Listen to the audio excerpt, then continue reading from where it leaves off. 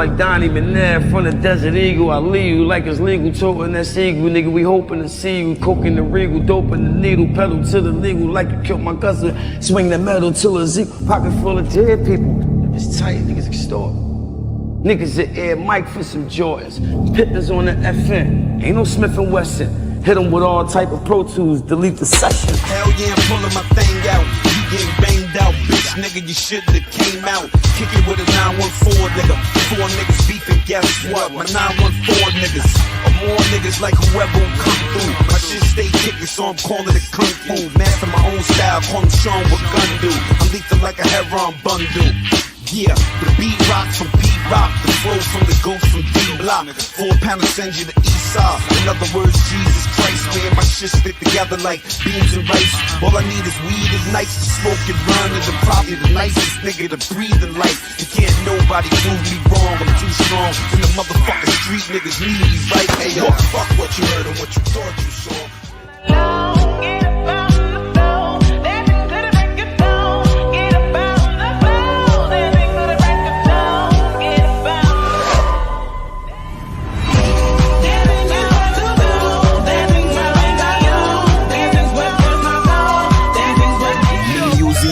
Sweats, sold off in the trunk of the hoopty, nigga, movie shit. It's about to be the end of the film, nigga. Could you take the shots? It depend on your will, nigga. Dependent for real, nigga. Could get you to the hospital quick. That's a spaz to fuck out, straight pop up the whip. Flip the car, put the wheels in the air. I don't give a fuck, that's the shit I feel in the air. And I'm trying to change, goddamn, can I lay back, dude? Till the Benz drop the Maybach coupe, shit. But these little niggas asking for bullets, so I'ma give it to them, then laugh at them right after I pull it. This is GHOST, you don't know SP. Don't take much for me to blow that 3.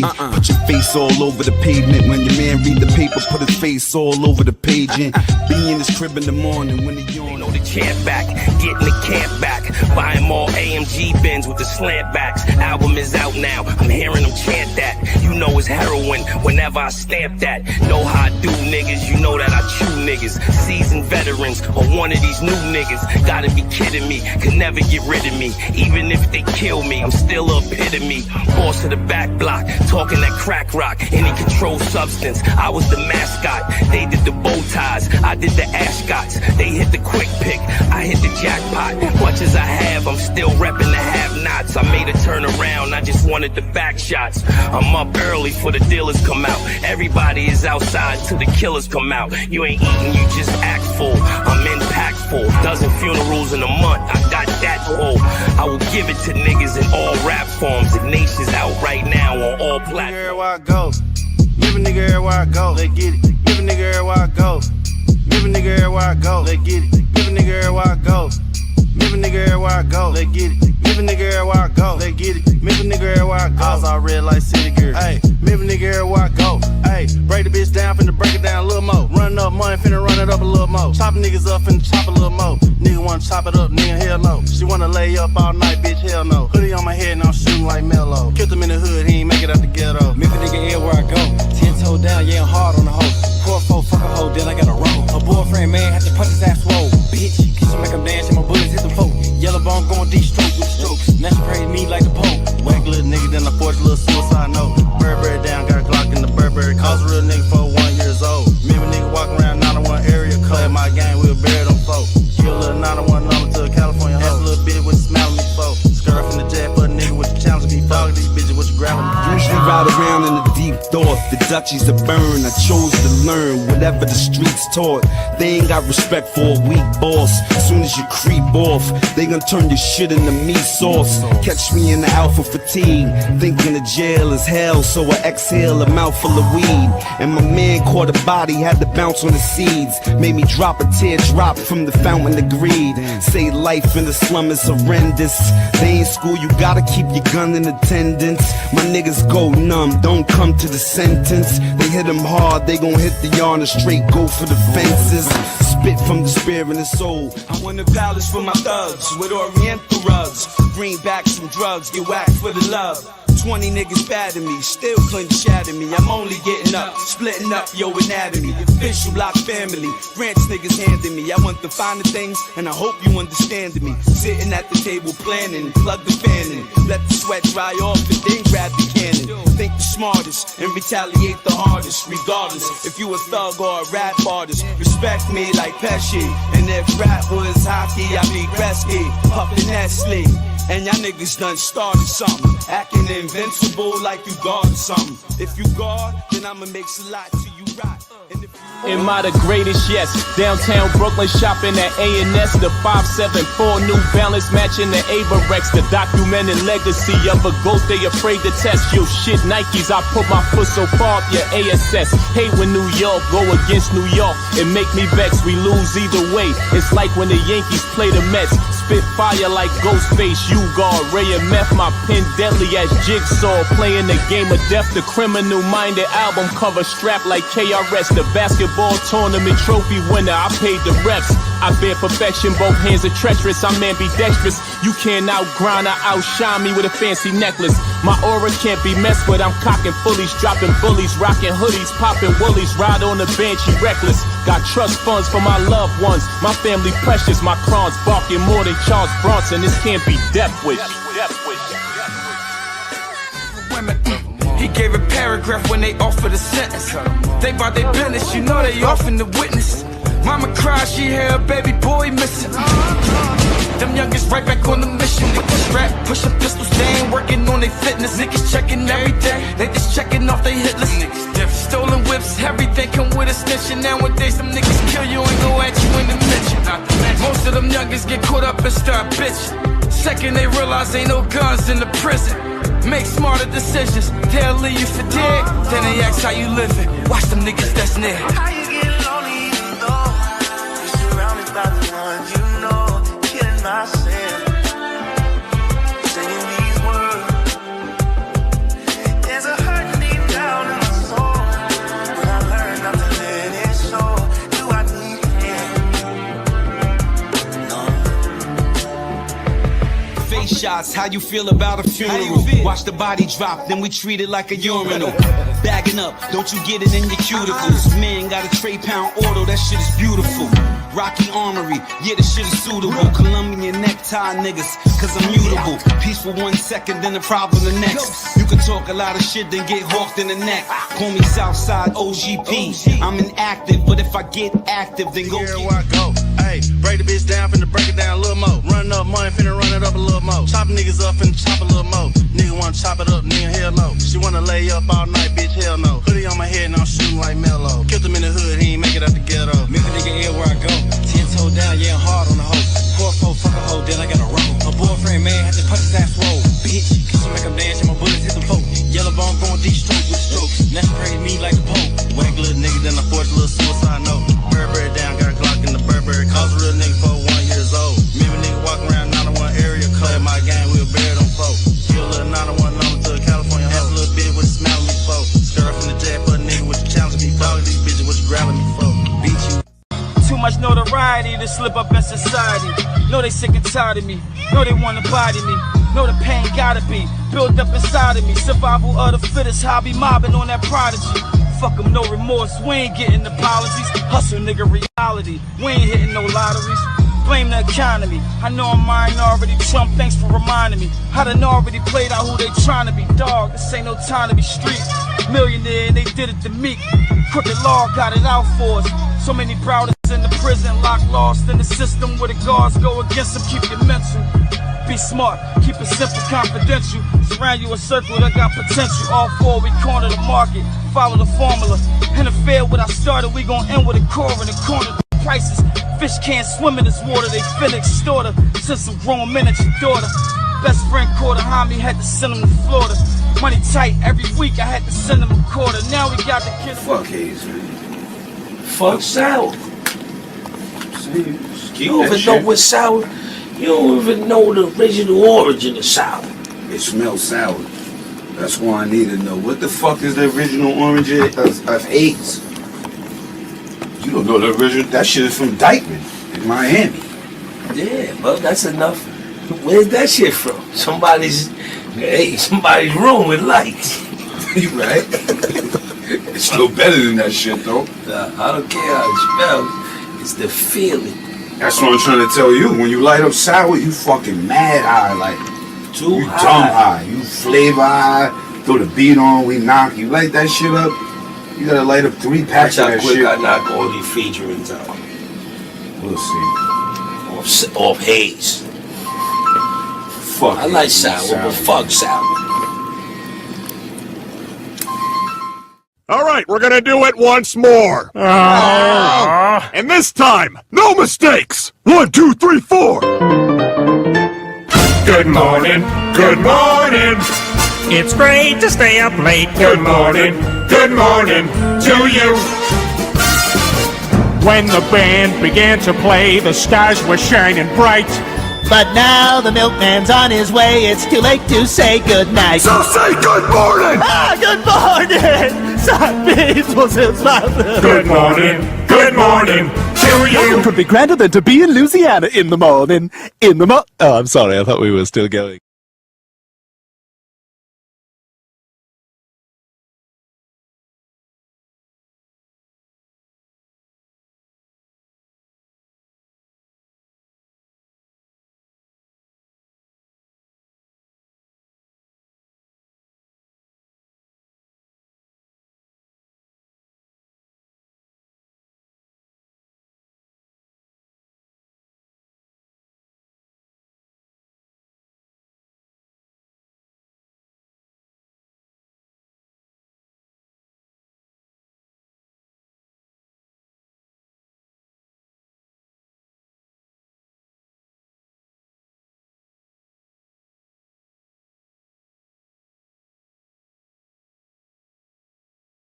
Fuck me like a star, gotta treat me like a king. Yeah, gotta roll with a chopper with a certain amount of bling. Yeah, bitch don't get too comfortable. Better not get too comfortable. Testing 1, 2. Yeah, swerving a bulletproof coupe. Yeah, if I got to, I shoot out the roof. Yeah, turbo 63, short a little blacker. Knees, I keep it a G. Louis V, came with a duffel bag full of moolah. I put the fragrance on you, pooch. Got my attention, stay exclusive. Put on the Rolls Royce intervention. It's hard to stay sober when I'm spinning. It's hard to stay faithful when you winning. Showing you grateful and independent. Fuck all the danger. Spray out a stranger, you get too close. I said 300, but the rain really fold. You talking back to me, I'ma cut your throat. Bitch, don't get too comfortable. Better not get too comfortable. Better not get too comfortable. Yeah, bitch, don't get too comfortable. Better not get too comfortable. Better not get too comfortable. Didn't even know it was fucking Saturday. I'm getting Shit. yeah, it's $5 poker hunters going get a genie. 3, 4 stacks on a chinchilla bean. Got a cup full of mud and Drake and Celine. Yeah, can't think for yourself, gotta think for the team. I'm thinking colossal, thinking about flying the vibes out, going tropical. I know I'm impeccable, seen what these niggas can do when that shit get federal.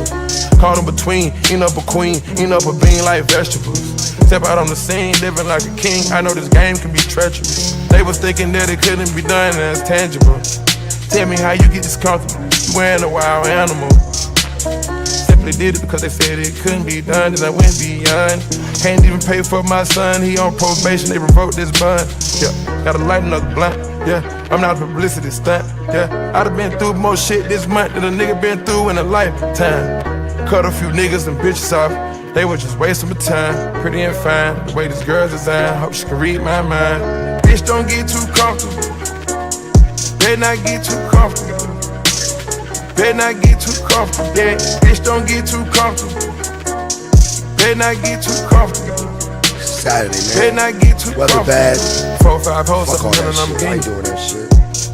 Yeah, it's $5 poker hunters going get a genie. 3, 4 stacks on a chinchilla bean. Got a cup full of mud and Drake and Celine. Straight to that motherfucking news. Yeah, can't think for yourself, gotta think for the team. Bitch, don't get too comfortable. Better not get too comfortable.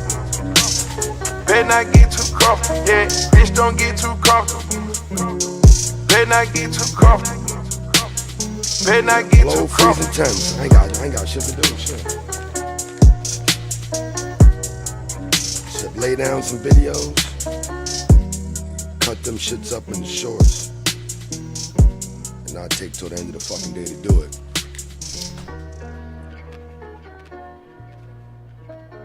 Doing a separate video piece, that shit ain't gonna fucking work, man.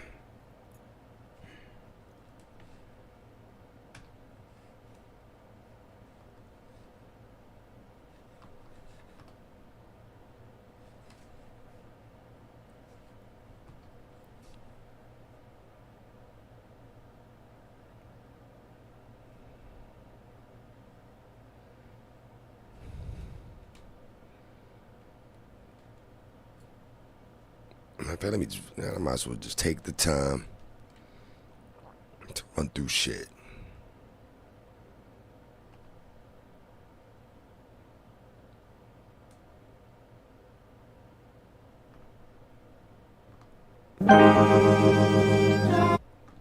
Fuck it up!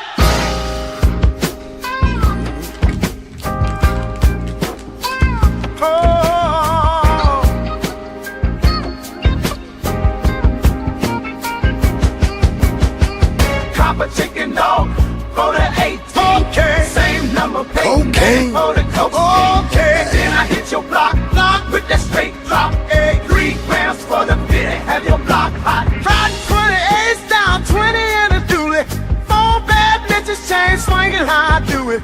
Peyton Manning numbers got me boosting my endurance. The on-trap got my shit steady moving. Have a big Chevy, million pills, Buicks. Stacked up chicken, same color as the groupies. Blue color diamond, same color as the moonies. We're rolling up the cushy, don't it taste fruity?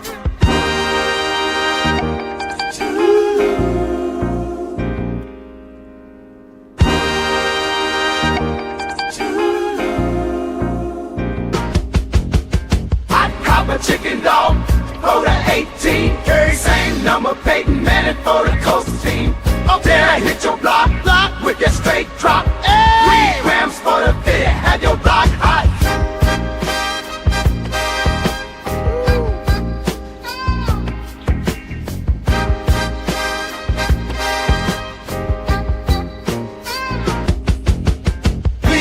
Slabs, I'm keep the trap moving.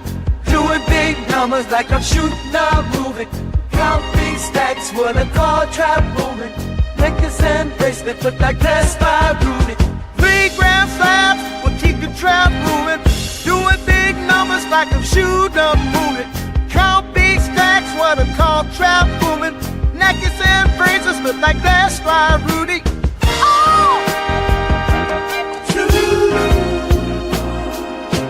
I gotta run through this fucking news.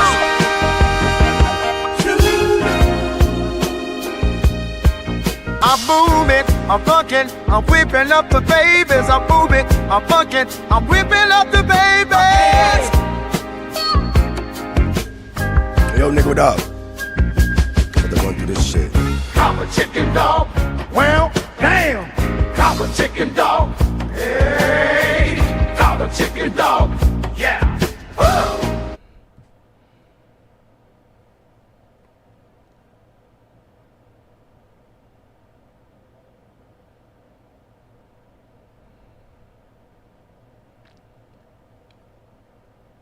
Earlier this afternoon, this all went down shortly after noon. Right now, we're at whispering the and corner shit? of Locust and Copley in Upper Darby. Behind me, a far different scene. You can see it's really quiet here right now. This was blocked off, loaded with all sorts of investigators. They have since gone. They have towed away a vehicle that was at the center of this investigation. We do have some video we want to go to right now. This is when we first arrived on scene. We had a chance to talk to police. Here's what they're telling us. Around 12:10 or so, there was some sort of child custody swap out here. The 3 kids were with the father here at a house near this intersection. Damn. The mom comes here. She's 34 years old to pick up the 3 kids. The 3 kids then get into the back seat of the SUV. Mom is in the driver's seat. The 45-year-old father gets inside the passenger seat. Once again, mom and dad are not together. There's some sort of argument inside the car. word. That's when police say the father takes out a gun, shoots and kills that 34-year-old mother inside the vehicle. He then turns the gun on himself and shoots himself. He was rushed to the hospital. We had a chance to talk to a neighbor who lives nearby. Here's what he told us about the situation. I don't know why this happened. I don't know what the motive was. We in Philly, yo. It's not something that you want to see in any area, much less this area where, you know, it's our home. We feel safe here. Kids play here all the time. So it's heartbreaking, honestly. Damn. heartbreaking to say the least. A lot of neighbors out here just want to know why this happened, why this would happen in front That nigga on a scooter, it's icy as shit They were outside. in the back seat of that SUV when that shooting took place. And then I he know shot that, himself. Police rushed that 45-year-old father to the hospital. I'm told he's at Penn Presbyterian. We do not have a condition check at this hour right now. Of course, this investigation continues. For now, we're live in Upper Darby. Kids gonna be in the state or with the family. Here in New York City, this. Yeah, that's what's about to happen, yo. Yeah, those kids are gonna they seen mom and dad. Boy, that's some wild shit. 3 kids in the back seat, like oh shit, that shit crazy. And she got a tough look. I don't know if she bony or she just looks strong or something. Motherfucker looks strong, nigga. Snow plows are out right now trying to keep all of the roadways clear. We know alternate side parking has already been suspended for tomorrow in that effort, all to allow the plows and the salt trucks to navigate the roadways easily. Eyewitness News reporter Anthony Carlo is live in Bayside, Queens with the latest on the storm operations in the city. Anthony? Well, Sade and Mike, the snow is still falling here in Bayside, Queens. The Department of Sanitation says its plows and salt spreaders will be out all night. Take a look at the sidewalk. You can see it looks a lot worse than the street does, but the street is certainly not pretty. We've seen plows and spreaders do several rounds here on the typically busy Bell Boulevard. Drivers we've spoken to say they're not having too much of a problem, but it is certainly slushy and a mess. Like a scene out of your favorite holiday movie, a scene we haven't seen in a while. How are you feeling in the snow right now? Cold. Cold? What about you? Good. The fluffy stuff blanketing the city may be cold and wet, but it warms the heart, making everybody feel like a kid again. Did you miss snow? Because we haven't had it in a while. I know, it's been a while. I miss my childhood. I used to have fun. We used to make snowballs, but we don't do this anymore. Most people didn't miss the mess on the roads, unless you drive a Hummer like Anthony. I've seen worse before. Salt was put before, so driving is not that treacherous. Music to the ears of sanitation crews working to keep the roads clear. The storm took no one's holiday travel plans into consideration.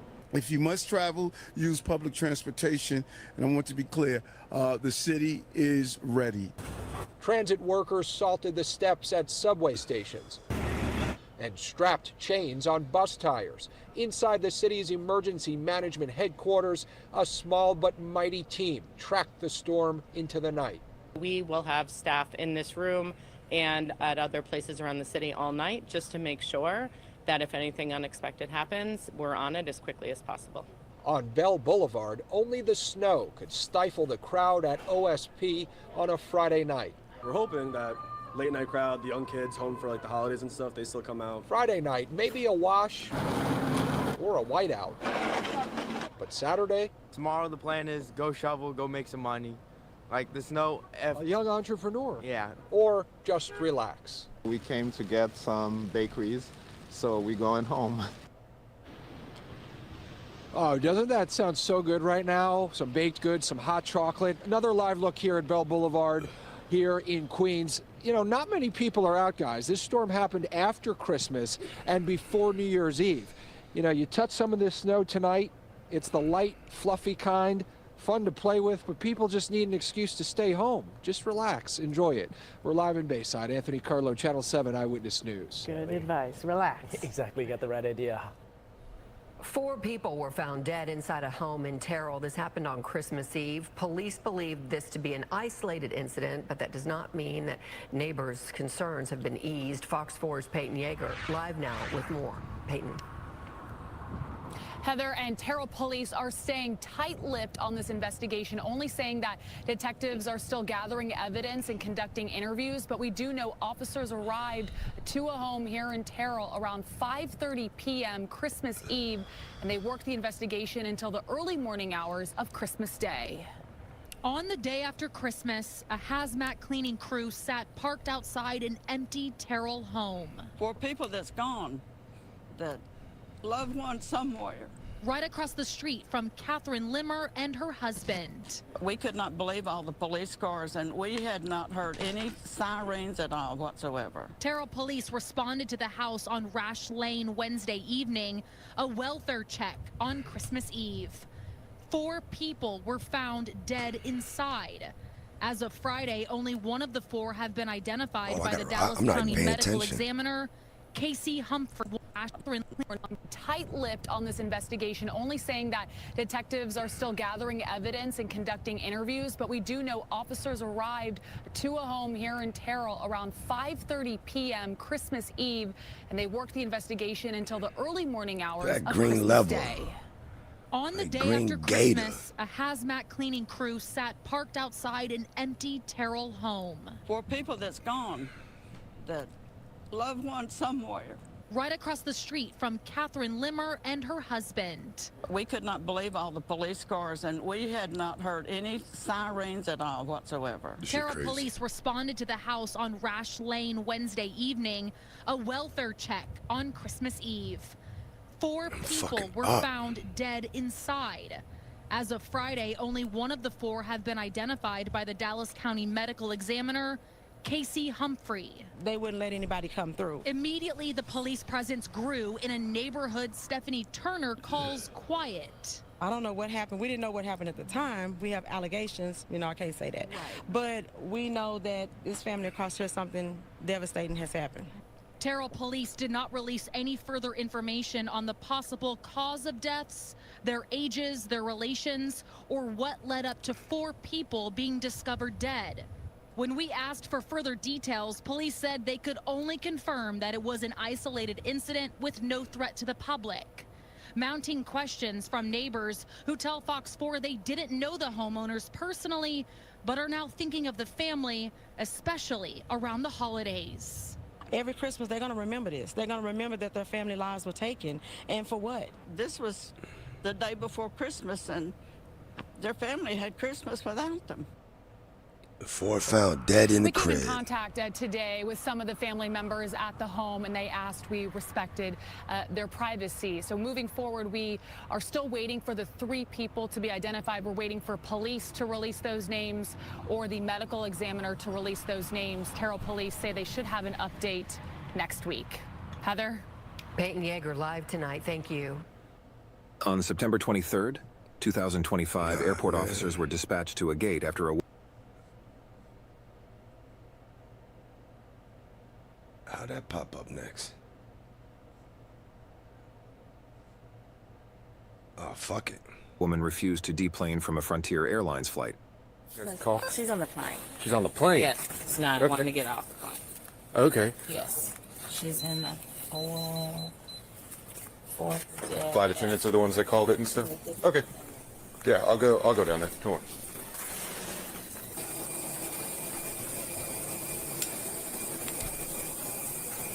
Hi there. So the 1 and 4 on the left-hand side. 4 on the left-hand side? Yep. It was And the brown. The brown? Okay. Got a bitch that got to get removed. Oh, word? Excuse me, ma'am. Hey, I need you to get up and come with me. Oh, them dope-ass kicks. I forgot them Jones. So I need you to get up and come with me, okay? Yo, them kicks is, Do what? Because you're not allowed on this flight. They're not letting you on this flight. That's my reason. So you're not allowed to be on this flight. Now, come on. So we can do this 2 ways. You can come off this flight with me, or... As I asked, they want to see food. Okay. I'm not going to talk about it with you here. You can come off the flight with me, or I can clear everybody out, and then I can drag you off the plane. Clear everybody up. How's she stretched out like that? Nobody's Stephanie, can you come down here, please? This shit ain't going well. I know it. Oh, the up tempos. Them shit. That shit color scheme was So we're probably hard. going to have to remove her off the That plane color if you scheme want was hard to as shit. Clear out the area, or It is your choice. We will leave it I missed completely up them to you. Where are kicks. you more comfortable? Because my worry is that if she starts, flying right, going to hit somebody else. So if we could just kind of clear The first 4 rows. the first 4, the first and 4 then maybe rows. the couple behind in case she like flings something back. Yep, absolutely. Absolutely. All right. Damn, them shits was nice. I like them cakes. Yes.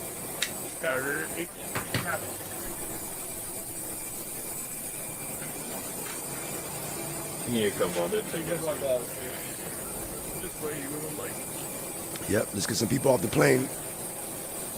I think if she starts swinging or something, you know. We understand. She's just. Let's go. Oh, look at her. You in first class acting up? All right, let's go. All right, let's go. Pull your dumb ass off. Get the fuck off. Oh, you wanna? Dumb ass. It's gonna explode. What's gonna explode? Let's go. We're not gonna joke like that. It's gonna explode. Oh, it's gonna explode. Look at this bitch. Get your dumb ass off. Right there. This should be good, man. Hey, it's on your back. Get the fuck off. Thank you. Damn, you fly as hell. Outfit on point. Fun, huh? Yeah, she said she had a bomb on the plane, so that's that's fantastic. Oh, bomb? That's just another charge. Good job, lady. You a dumb bitch. Can I disconnect this or am I cutting it?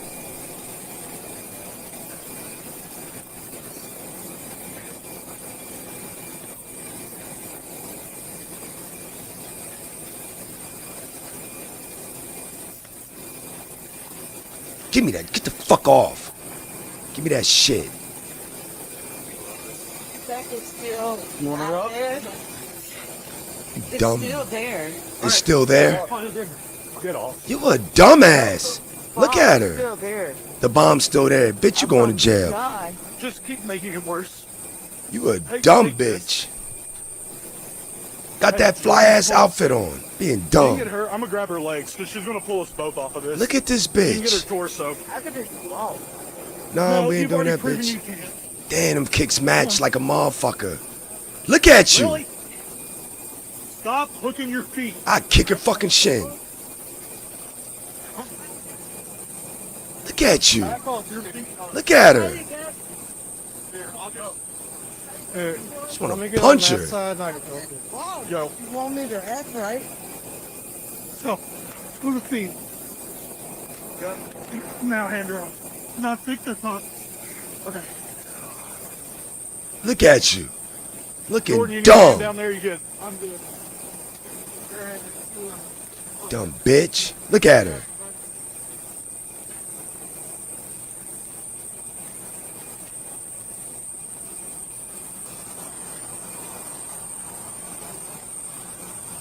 You a dumbass. Damn, them kicks match. She can't be that dumb. There you go. I can walk. You got a hobble? This is one dumb bitch.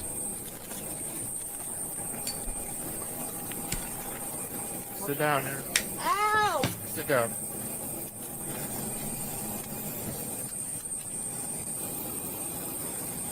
You got a hobble? I've got one up in my bag. Dumbass. Should be one in the glove box. A hobble.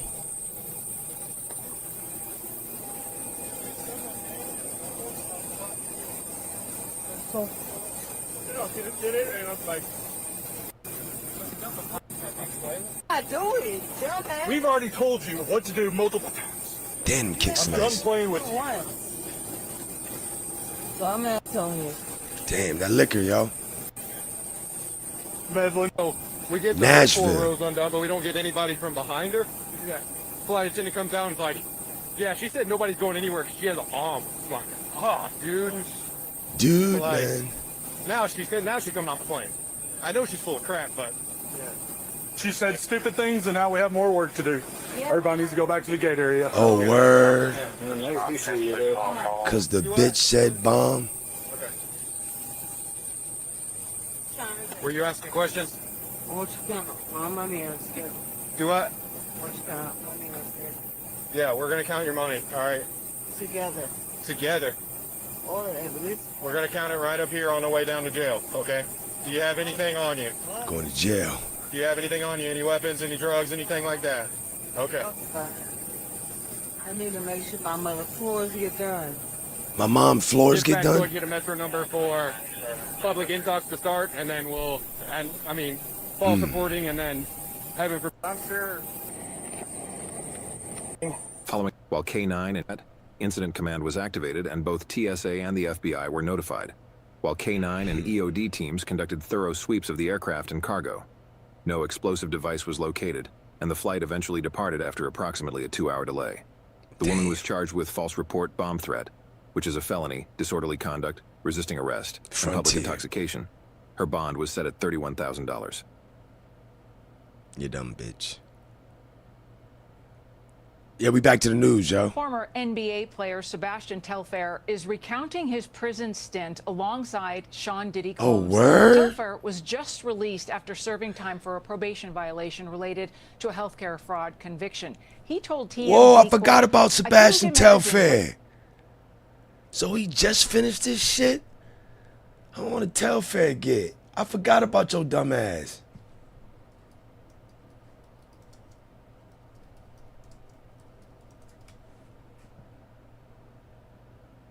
The former NBA player Sebastian Telfair has faced multiple legal issues, including a 3 to 5 year prison sentence in 2019 for gun possession, and a more recent 6-month jail term in 2025 for violating probation on an NBA healthcare fraud conviction.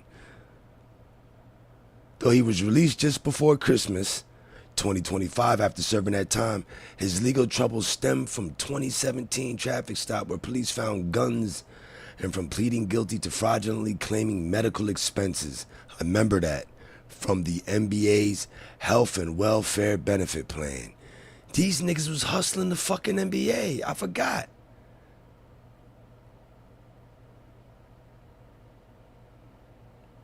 He was sent to prison in 2025. And he out. He did 3 months for 6 months. His release late 2025. Sebastian, he about to tell us about how he was chilling with Diddy. Because we want to hear it from a famous nigga. how Diddy felt, but Diddy's holding it down. He's doing what he's got to do. Diddy was living a rock star life, so I'm glad he's going to get the time to just relax. Diddy's in good spirits. He's still Diddy?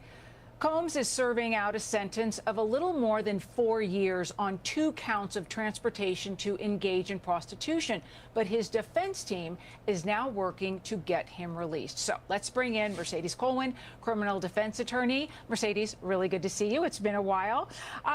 As part of the argument that Diddy's attorneys are making, they are saying, quote, and we'll put this up, defendants typically get sentenced to less than 15 months for these offenses. Even when coercion, which the jury didn't find here, is involved, he sits in prison today serving a 50-month sentence because the district judge acted as a 13th juror. Where do you think this goes? What'd that mean? Alicia, always great to be on with you. Let's be very frank about this case. You can't unsee what you saw, you can't unhear what you heard, and you can't unremember what you read. And it's clear that that judge took certain things in consideration that were part of the evidence, and it is permitted under the Mann Act. That is the psychological harm that took place on these victims. We're talking about Cassie Ventura and the other victim who actually testified as Jane. And those two recounted the horrors of what they went through under this type of influence, this type of sexual exploitation. So it's going to be a real stretch. And do I applaud the defense's attorney? But by the way, these are great defense attorneys. They're gifted. It's clear that they've got a great bench. And they're trying all they can to try to overturn those 50 months. But it's going to be a very hard process for them to get to that. Because under the Mann Act, the judge can take into consideration the harm that was inflicted upon those victims. And so therefore, they might be arguing, and not only are they arguing that there was this departure from what should have been imposed on Sean Combs, they're also arguing, which is a real stretch, that these freak-offs and these hotel sexual encounters were really amateur pornography that were done, and this was during the consenting adults. It was consensual. So they're not only making this argument that there was this departure by the judge and should have been into consideration. The second part is the fact that there's also a First Amendment violation, because really this is really a freedom of expression. These individuals were consenting. But at the core issue is whether these women actually consented to that. And the prosecution that will be arguing against this appeal, they'll say Sean Combs used his fame, his fortune, and his wealth. Man, we already done seen all this. They're just taking advantage of talking crazy right now. Reported it, and it became entertainment. Right. That is now a First Amendment situation that they're dealing with. I mean, from a legal standpoint, what do you think? You got them looking dumb in them pics. That's such a great question. To them for over 7%, does these back? Well, it's interesting because the Mann Act is you rarely hear about it, read about it. Rarely those are the charges, but the prosecution, the prosecutors really the crimes are ones that had to be considered. Is really do find a problem with the but I'm Emily Campagno. Catch me and my co-hosts Harris Faulkner and Kaylee McEnany on Outnumbered every weekday at 12 p.m. You should have been Eastern, given the news. or set your DVR. Also, don't forget to subscribe to the Fox News YouTube page for daily highlights. Tonight, the man arrested for deadly shooting at Kentucky State University is a free man tonight. Jacob Bard was arrested for shooting two students, killing one. But today, a grand jury decided there wasn't enough evidence to move forward with the case. Oh, word? WLKY's Madison Elliott was in Frankfort when the decision came down. Okay. Here at the Franklin County Courthouse, a grand jury returned a no true bill in the case against Jacob Bard. This means he will not be indicted, the case is dropped, and he's free to go. The decision came down after the grand jury deliberated for 3 hours. Jacob Bard's attorney, Jonathan Danks, said he called Bard with the news. They're overjoyed that he's back home, that this won't be hanging over his head anymore. Bard was arrested December 9th after police say he shot 2 KSU students at an on-campus building. 19-year-old Dejan Fox was killed, another student was injured. Bard, who is the father of 2 KSU students, was charged with murder and assault. But Danks says it was all in self-defense. He claims KSU and university police failed to address multiple armed and violent felonies against Bard's sons and other students leading up to the shooting. On the day of the shooting, Bard came to campus to get his sons and requested a police escort. But when they tried to leave, Danks says 20 to 30 people were there and began to attack his family. Multiple people are on top of him, beating his head into the concrete with fists and feet. He's unable to pull the individuals off of his son. And seeing his son in imminent risk of death and serious injury, he did what any parent would have done in that moment. Franklin County Commonwealth's attorney Larry Cleveland said he was conflicted over the case. Felt that Mr. Bard could meet the requirements of defense of others. But at the same time, a young man was killed and another young man was seriously injured. A true bill isn't a declaration of innocence. It just means the jury didn't find sufficient evidence to indict him with the crimes in which he was charged. Bard had posted bond on Tuesday morning before the no true bill was returned, and now that bond will be repaid back to him. In Franklin County, Madison Elliott, WLKY News. My son was in danger. I popped 2 motherfuckers. Roxborough and Manayunk can really become dangerous during winter storms like this. Man, you don't hear that too Brianna often. Smith joins us live from Manayunk. Them niggas must have been whipping his ass. She's seeing right there. Brianna? Yeah, John, we've cold in seen a a mix of motherfucker. precipitation all evening long. Snow, sleet, rain. This is what Mother Nature left behind on Main Street and Manayunk. Take a look. You can see it's a coating of snow. And then over on the roads, we're seeing a lot of slush and drivers taking it slow. Yeah. It's been very busy all day. Shoppers emptied shelves at Stanley's True Value in Roxborough as they bought salt, scrapers, and shovels ahead of Friday's storm. We've sold about 600 bags of the 20-pound Sherpauls, which is the pet-friendly ice melter that we have. I think it was about like 90 or 65 last December, so numbers are definitely way up right now. James Valerie from Germantown is one of many who stocked up on supplies. Ripped off. I needed some more salt for tomorrow morning. I own a restaurant at 2047 Green Street, so, you know, just to take some extra precautions so nobody slip and fall because it might be nasty. Around 6 p.m., a mix of sleet and snow began blanketing streets across Philadelphia. City crews were working to manage the slick conditions, spreading salt on Germantown Avenue and Mount Airy. Isaiah Velasquez had the same idea in front of his home in Manayunk. Trying to get ahead of it. Probably going to do this for like 2 hours. Chicken and waffles. That dude got chicken and waffles, seafood shrimp spot, grits and Velasquez salmon. also removed the snow from his car so it didn't pile up. I was born and raised in Philly, so it's like this is nothing. It's like prepare for the worst, hope for the best. Unfortunately, there have been some reports of accidents in the area, including this one on City Avenue in Winfield Heights. And this vehicle overturned on Bells Mill Road in Andorra. On I-76 eastbound, drivers took it slow on the slushy highway to make it to their destination safe and sound. And PennDOT reduced speed limits on several roads, including I-76, and those restrictions will be lifted once conditions are safe. As always, officials urge everyone to stay indoors if possible. Live in Manayunk, Brianna Smith for Action News at 10 on PHL 17. John? Yeah, some slushy streets there in Manayunk. Brianna, thank you. Right now at 6 tire tracks, remnants of a deadly crash in Southeast Houston. In surveillance video, you can hear the screech of those tires before the violent impact. Yo, Houston, that's one thing I noticed down there, them fucking ditches, yo, when you drive, yo. Niggas, instead of a sidewalk, they got 5-foot deep ditches for drainage. Make a wrong turn or miss the driveway, you're fucked. Seen that shit?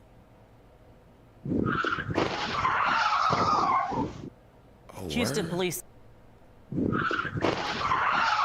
impact.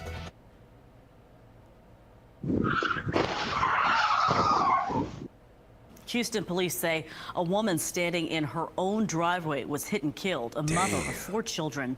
HPD says it happened on Quarter Street near Zoli Scales Park. The man behind the wheel, according to investigators, was chasing after a girlfriend after the two got into an argument. ABC 13's Maya Shade tonight with that tragedy captured on surveillance video. We're here on Quarter Street near the intersection of 288, where on Tuesday afternoon, police say the mother, Xochitl Santos, was simply standing in her own driveway when she was hit. You see 2 cars came whizzing by. The first one just drove very quickly past her, but the second one, who police say was chasing after the first car, hit somebody the was mother chasing a instead. fucking So now girlfriend. The mother of 4 is dead, and her family is devastated. Nigga was chasing From his multiple fucking surveillance girlfriend. videos, you can see a gold Toyota sedan speeding down Quarter Street on Tuesday afternoon. And then seconds later, police point to a Chevy Cobalt trying to catch the sedan. This shit is not fucking funny. This shit ain't funny, yo. Our boyfriend or girlfriend was chasing the other, one in a Honda, the other in a Seconds Cobalt. dead, and her family With the speeding down two-tone? Quarter Street on Tuesday afternoon. Seconds later, police point to a Chevy Cobalt Damn, hit and killed by man chasing girlfriend. trying to catch the sedan, but instead it hits Xochitl Santos as she stood in her driveway. Listen to this moment of impact. That's the Cobalt.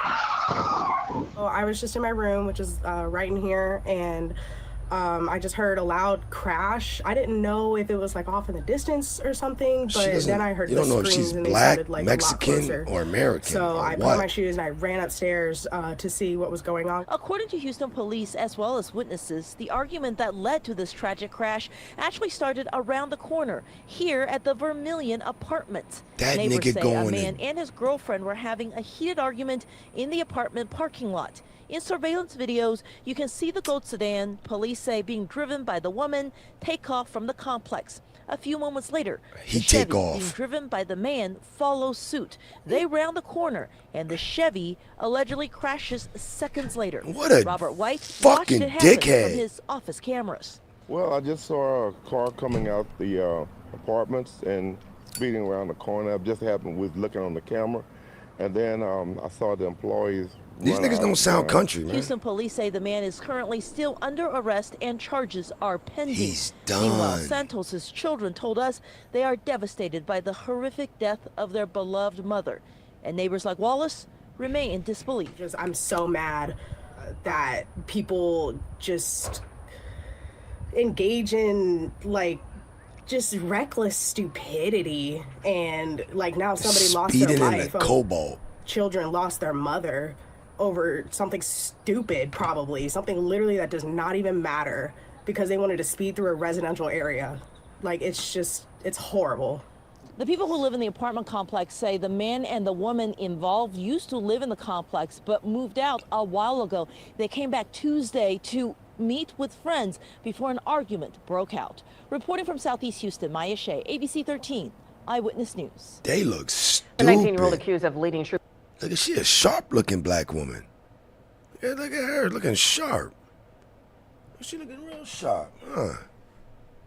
A little husky, them shoulders kind of broad though. But she looking sharp. Troopers on a Christmas Day chase through 2 counties, hitting speeds of. Oh, she got the swag though. She neck twisting and shit. She swaggy. She swaggy.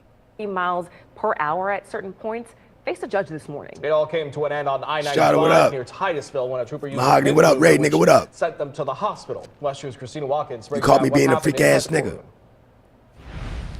Where we at? Sundara Garza. At just 19 years old, handcuffed and in a blue jail suit. Sundara. This dumb bitch. This man, I got something for your dumb ass. Don't you get it fucked up, girl. I'm a bad bitch. Faced Brevard County Judge Jonathan Skinner on Friday to hear the list of 8 charges against her. You're charged with 2 counts of fleeing or eluding lights or sirens with serious bodily injury or death. Count 3 and count 4 are reckless driving causing serious bodily injury. Count 5 is driving while license canceled, suspended, or revoked with knowledge. Florida Highway Patrol says Garza and another woman, Yasmin Barber, were speeding in Volusia County on Christmas Day when a trooper tried to pull them over. Troopers say that attempted traffic stop started a dangerous chase with speeds topping 1. Is that a Mercedes? A Mercedes. Yes, people. What's a bad bitch gonna be in? A fucking Mercedes C-Class. That's a fucking C-Class. Going 140, pushing it to the fucking max like a dumb bad bitch. You a dumb bitch. 140 miles an hour. In the arrest report, it states witnesses recorded video of a driver in a white car on the shoulder trying to pass other cars. FHP says the trooper used a pit maneuver, crashing both cars into the guard. He pitted a bitch at 140. Is he really smart too? Guardrail to put an end to the chase, potentially saving lives. After the crash, the trooper had to be airlifted to the hospital with serious injuries. Judge Skinner gave his ruling on Garza's bond. Here's where I see it. This was a 2-county chase with speeds involving 140 miles an hour. They're alleging that she was actually doing 130 miles an hour on the shoulder, passing 130 on the shoulder. Bitch, you're gonna bang out. We know that, don't we? I'm a baby. Shut your bitch ass up! Other vehicles that Florida Highway Patrol had to do a pit maneuver, which resulted in injuries, severe injuries to that Highway Patrol officer who's now currently in the hospital. On this case, in count 1, I'm going to set your bond at $100,000. As to count 2, I'm going to set your bond at $100,000. As to count 3, I'm going to set your bond at $25,000. That's $286,000 for all 8 counts. Garza's next court date is late next Sundara Esperanza Garza. month. Covering Brevard County, Christina Watkins, West 2 News. Barbers due back in court on Monday. Florida Highway Patrol tells West 2 if you see a reckless driver on the interstate, stay calm, focus on your safety, and report the driver to 911 when you feel it's safe to do so. Dumb bitch. Dumb bitch, 19. Get this work. Where we at next? Oh, we got a New Jersey police chief charged with Boston kidnapping. A New Jersey police chief is facing charges in Boston for allegedly assaulting and kidnapping his ex-girlfriend while staying in a Back Bay hotel room. Today, he was arraigned in court. Let's head out to NBC 10's Oscar Niggas Margain. is He joins above us the live law. from side court in Boston. And Oscar, do we know what led to this? Above the law. Hey, Bianca, well, prosecutors here say this all started with a date at a Red Sox game back in September that went south. And the victim here accusing this police chief from New Jersey of not just verbally and physically assaulting her, but also holding her against her will at a Back Bay hotel. First comment, Veneziano. You look like a fucking state cop. Veneziano standing on the other side of the law, facing a Suffolk Superior Court judge Monday, charged with kidnapping and assault and battery. The defendant and a woman he was dating came to Boston, stayed in a hotel, went to a Red Sox game. The trip went well until it didn't. Prosecutors say Veneziano assaulted his date and kept her at a Back Bay hotel on September 14th between 3 and 5 a.m. after she allegedly locked him out. Headbutting her by dragging her by her legs, by holding her down on the bed, preventing her from leaving the room or even leaving the bed, applying what she described as pressure points to her body that were painful. Hotel staff ended calling police, and the matter seemed to have ended, leading both Veneziano and the victim to go home their separate ways. The victim, not identified by authorities, allegedly called Boston police days later to report what happened, eventually leading to a grand jury indictment. Since this incident, there's been no further reports of any contact of any concerning kind. The 47-year-old's lawyer defending his reputation as a man who has dedicated 25 years to law enforcement, 5 of those serving as a Totowa police chief, though his troubles with the law began earlier this year. He does not have a criminal record history, but for an OUI conviction stemming from earlier this year. Totowa's mayor sharing the news over the weekend, placing his chief on leave without pay. I was quite surprised. I have faith in him as a person. We'll have to see what happens with the charges. Now, Veneziano is set to post bail, a $25,000 cash bail to be precise. He is also going to be wearing a GPS monitor while this case continues. The judge did order him to stay away from the victim and the victim's hometown. If y'all curious where Totowa, New Jersey is, let me fucking show you real quick. Totowa, New Jersey.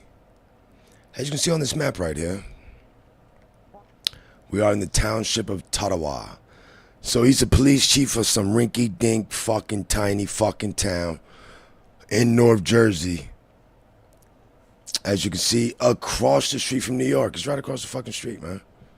It's right across the fucking street, right there. Right across the street from the fucking Bronx. Shout out to fucking Audi. I mean, all you gotta do is come across this bridge right here. That's it. That's the GW Bridge. George Washington. Yeah. Totowa, New Jersey. No different from a New York nigga. All you gotta do is take 80, cross that bridge, and he good, nigga. Boston ain't that far away, nigga. We get over here, get over here, get over here, get over here, Providence, and up here, Boston. Come on, man. I've had a couple track meets in Boston. It's cold as fuck. They sound funny as fuck, but they say the word car like motherfuckers in Chicago say car. But back to the shit at hand. Niggas need a geography fucking lesson. I got you. Don't you worry.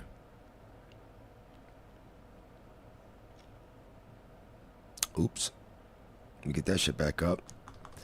So you was just banging that stream deck to bring back up that.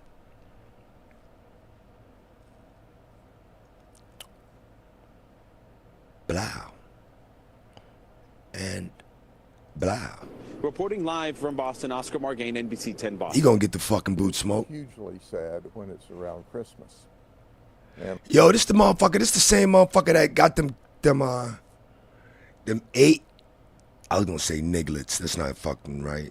Them 8 black kids from Philly who were stealing out the fucking Dick's Sporting Goods and fucked up the championship game for fucking Philly. I remember this dude, man. But yeah, this story talks about an NFL game argument turns deadly. Here he is in Florida again. He pops his fucking wife and his stepdaughter. This shit real.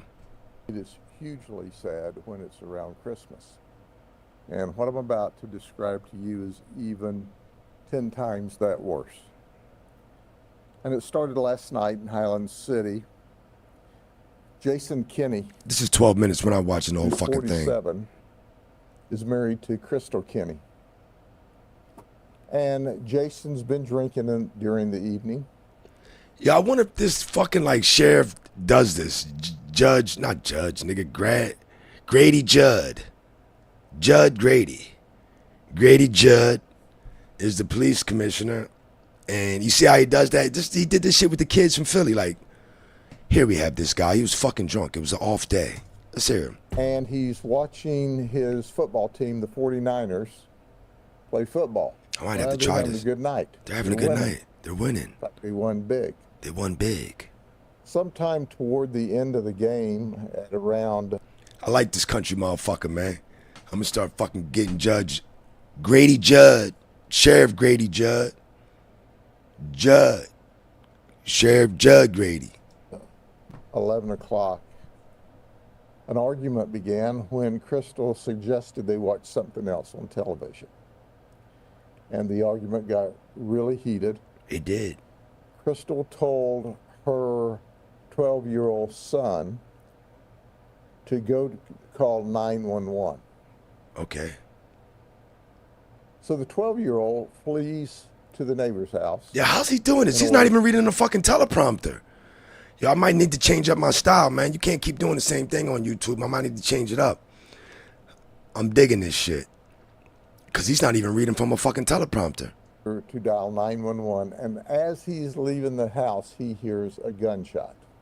Oh. Deputies arrive in less than 5 minutes of the call for service. Oh. And when we enter the house, we see that Crystal Kinney, the wife of Jason, is shot in the head and dead. Damn. But it gets worse. Oh, he good. We go into the bedroom. He good. And we see a 13-year-old child, a little girl. She shot twice. Damn.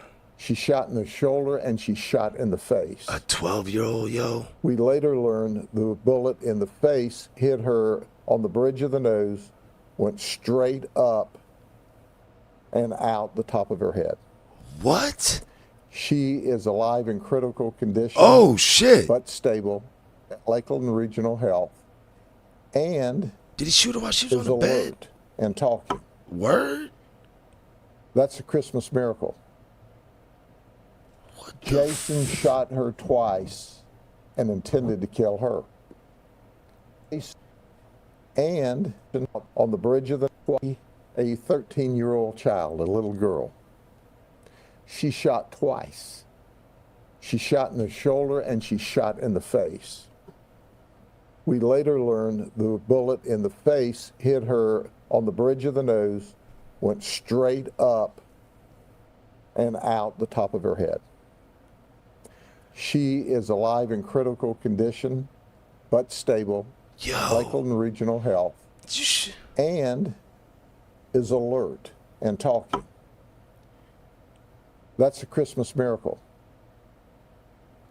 Jason shot her twice and intended to kill her.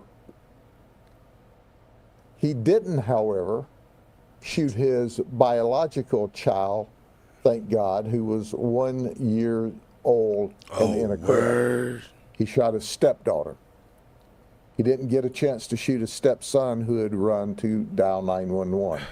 Jason then jumps into his vehicle and flees the scene just prior to deputies arriving. He is going toward Lake Wells.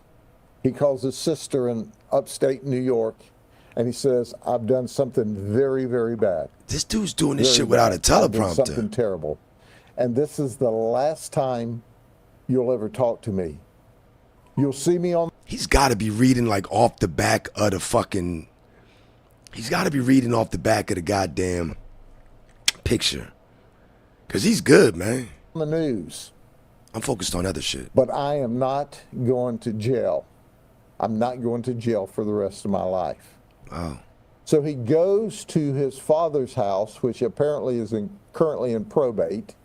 His father's deceased. Oh, word. And there's a friend staying there. When he gets to the house, he immediately goes into a shed. Deputies now are tracking Jason. We set up a perimeter and start yelling for Jason to come out of this shed, which is adjacent to the home. And the deputies hear a single gunshot. When we make entrance into the shed, we find that Jason has shot himself in the forehead, and he too is deceased. Nigga shot I want you to think about this a minute. Yo, he good, yo. He good. As the investigations unfolded during the night, and we're still in the preliminary stages, and as I... Yo, this is like this is probably what niggas pay for when they pay for YouTube classes to get the storytelling shit. Because this motherfucker good, man. always say when we talk soon, whatever we give you today is subject to modification. We found a note that at some time in the past Crystal wrote. He pointed at the whatchamacallit. And it was open. He pointed. Where she? He pointed at the back. He pointed at the back of that fucking shit. The double entendre. The point is, you like that, right? The point is the nigga's good. The nigga's good. But he pointed at the back of the picture. But the point is he's good. Double entendre. He told Jason, you know, you're drinking, you're using cocaine again. This is not the way the family should be. You need God. Crystal, by the way, goes to church every Sunday. We don't know when she wrote the note. It's not dated, there's no time, there's no indication, but it was open. So did she write it as they argued earlier in the evening, or had it been some period of time? We can't determine that. We also were able to talk to the 12-year-old, our Christmas miracle. She said, I begged him, don't shoot me, don't shoot me, don't shoot me, and he shot me anyway. That's some wild shit. This is things that are never supposed to happen. And certainly we are all very, very happy that our little 13-year-old girl is, from every indication, going to survive and thrive. But the investigation's still underway. But this is a family disturbance that apparently had gone on for some time. We talked to another family member, and that family member said, oh, he's been beating on her for a while. So we've checked our records to see if we received any calls at the residence, and we have not. He has never been arrested for domestic violence. But bottom line is, 3 days before Christmas, he shot and killed his wife. He shot his 13-year-old stepdaughter twice and intended to kill her. Intended to kill her. Called his sister and confessed that he did something terrible. This old nigga good, and then, man. rather than be arrested, shot and killed himself. Yeah, there's Quite no turning frankly, back. I don't want to sound sinister, but the only thing he did right that night was shoot himself. He says what he want, yo. After those horrible deeds. Sheriff. If he felt that way, he could have taken himself out. Grady and not hurt Judd. these two beautiful people. So he says what he want, yo. It's sad anytime. It's horrific anytime. He had a chance. He could have gotten mental health help. We'd have done anything we could for him and the family in advance. Damn. But he just absolutely destroyed a family. Yo, just think, yo. Literally, and the mental health of two children without their mama and an infant that will grow up without a mother and a father. 3 days before Christmas. Any questions? You said the 12-year-old was asked not to be No, shot. we got to listen to this shit. I meant the 13-year-old. 12-year-old was the boy. The 13-year-old was the girl. The 13-year-old girl begged not to be shot. Please Just imagine. Don't shoot me. Please don't Just shoot imagine. Me. And he shot her twice anyway. The 12-year-old That had shot fled put her out of the back. house, and the 12-year-old, And he heard shot the first again. gunshot as he was leaving. He shot again and hit her in the head. That neighbor that ended up being able to call 911. That shoulder shot He went by to a neighbor's house popped her. And 911 was dialed from the That's neighbor's house. crazy, yo. Like, she got Gun that shit registered to flashing in him? that motherfucker head all day. We don't know who the gun's registered to, and you don't have to register guns in Florida. So that we will do a background on the gun, but it's too early to determine ownership. But the reality is, in Florida, we don't register guns. So. And I know you said he didn't have there hadn't been prior domestic violence related calls. Did he have any other, history of any sort of crime? No criminal history. Oh. What happens to these children now? Well, right now they're with the grandparents. DCF's call. DCF will take custody of them. They are placed right now with grandparents. And long term, the DCF and the grandparents will have to work that out. Because, I understand that the 12-year-old boy and the 13-year-old girl who was shot, that their father is in California, some places, never had any interaction with the children. Oh, That's word. the early information. And of course, the infants, mom and dad, are deceased. So the entire shit ain't just black people, I'll tell you family that. was destroyed. And I must tell you, our homicide detectives are distraught. When they go in there, there's a beautiful Christmas tree with lots of Christmas presents under the tree, just like the nuclear family should be. And so they said, we see this big, beautiful Christmas tree. We see the presents wrapped underneath the tree.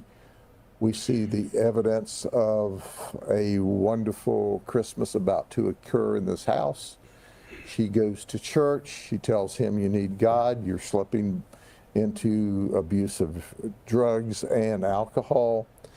And it ends up this way. And quite frankly, it's not surprising. Some women protect their husbands, and she never called on him. But apparently, he's been known for injuring her in the past. Just especially since it's Christmas time, to other families. I mean, I know this is probably the worst possible. Sure, my message to everyone is there's always help, free help. Dial 911 and say, I need help. Call any human services. We'll all provide help. None of this had to occur. There's no reason for this to occur. How does an argument over a television program end up with a murder, an attempted murder, and a suicide? That should never happen. So call for help. We have all kinds of services. We will come to you. We do house calls. We'll come to you and help you.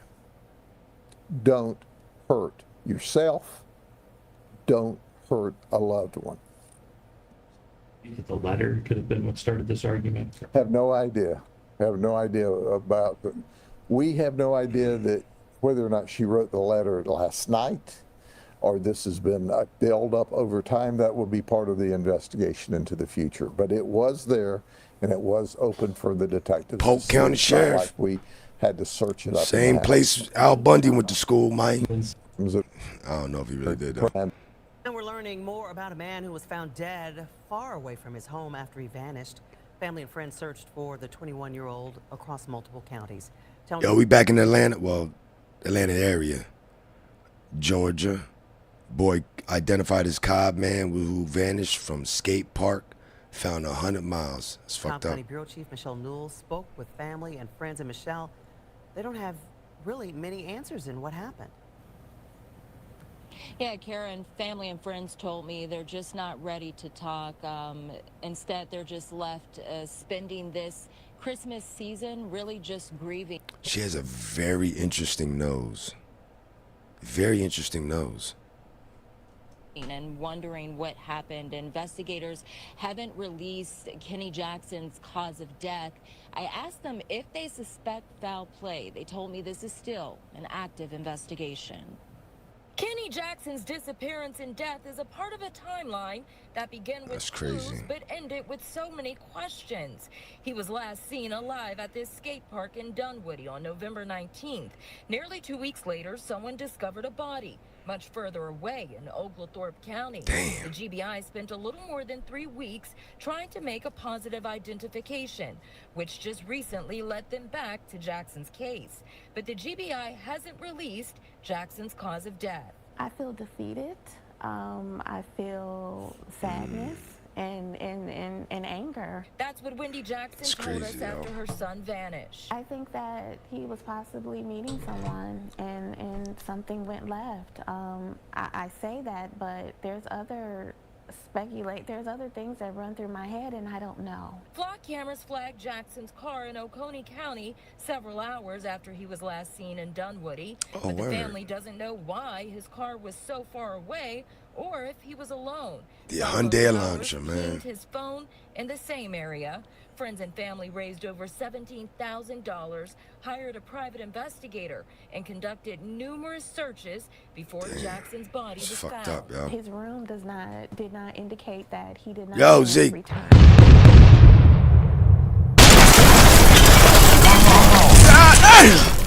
God dang. And playing video games. Love these buttons, man. Give me the loot! Give me the loot! Give me the loot!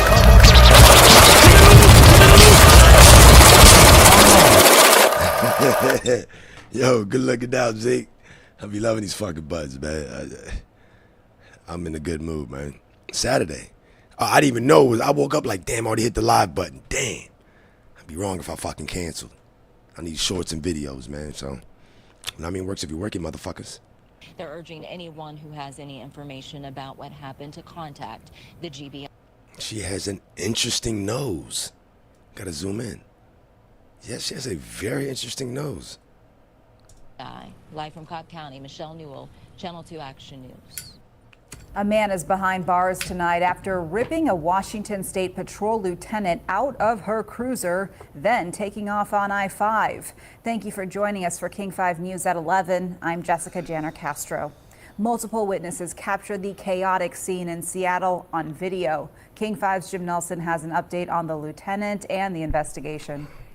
Physically, she's okay, maybe a bit shaken up. Look, it's been a... Yeah, we about to hear about a state trooper chick getting ripped out of her fucking car. rough week or so for Washington State Patrol. First, the... We're in Ray State. This nut-ass shit happening in Ray State. Line of duty death of Trooper Tara Marissa Guting, and at least a half dozen incidents in which State Patrol vehicles were hit. Just after 11:30, it was clear something was off. Troopers trailed a guy who was walking on Interstate 5 near Northgate in Seattle. Multiple cruisers responded. This driver started recording on his phone as the suspect walked toward an unmarked patrol car. The lieutenant inside backed off. He got a limp in there. Contacting pedestrians, a lot of times, can be dangerous also. I mean, this individual obviously was in, possibly a state of mind where they were putting themselves in danger, running back and forth across, both north and southbound I-5. Eventually, the civilian just floors it and takes off without seeing what happened next. Say what? Perhaps the best video we've seen yet is this, obtained exclusively by TMZ. You see the guy open the door. The trooper has no idea what's going on. He rips her from the seat, throws her around, and gets right in. Looks like he locked the door, too. So the guy speeds off. Essentially, this is a carjacking. That's when that passerby knew something was really off. Units in pursuit.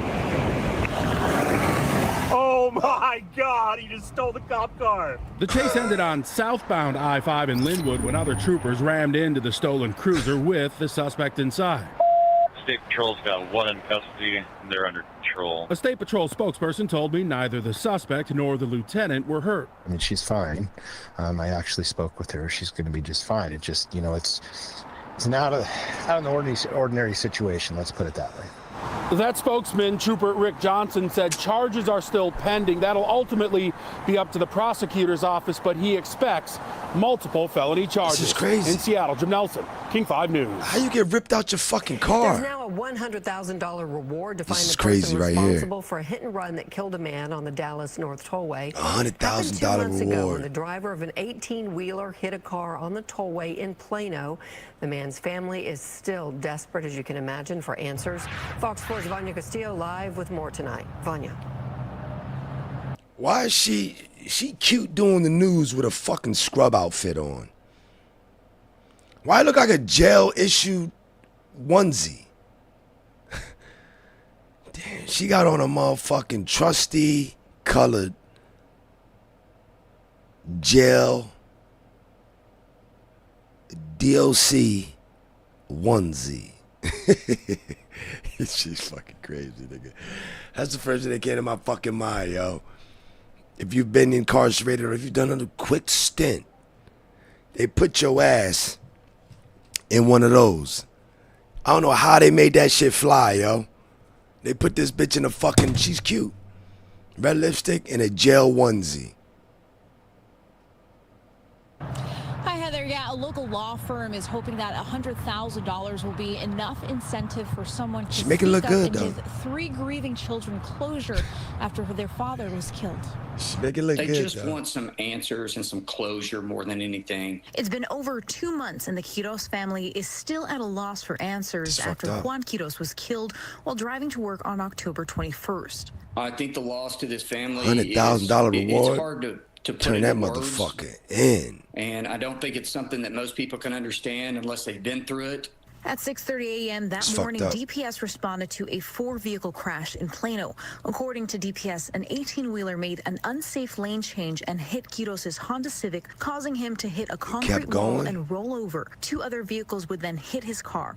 While those drivers survived, Quiros died at the scene. Their biggest concern right now is confusion and the inability to understand why this happened and why nobody's coming forward. Improper Why lane the driver change. of the truck is not coming forward. Why the owner of the truck, assuming it was owned by either a trucking company or a construction company or somebody, why is the owner of the truck not coming forward? A new $100,000 reward being offered is intended to change that.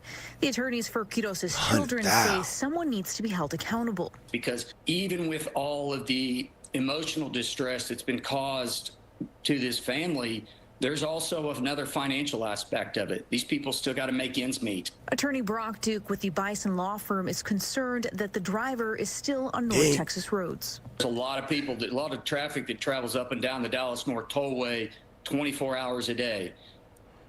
This truck is traveling on Dallas North Tollway, and it's probably most likely traveling on No all of the license plate or highways of nothing, Dallas. yo? So there's a lot of people at risk.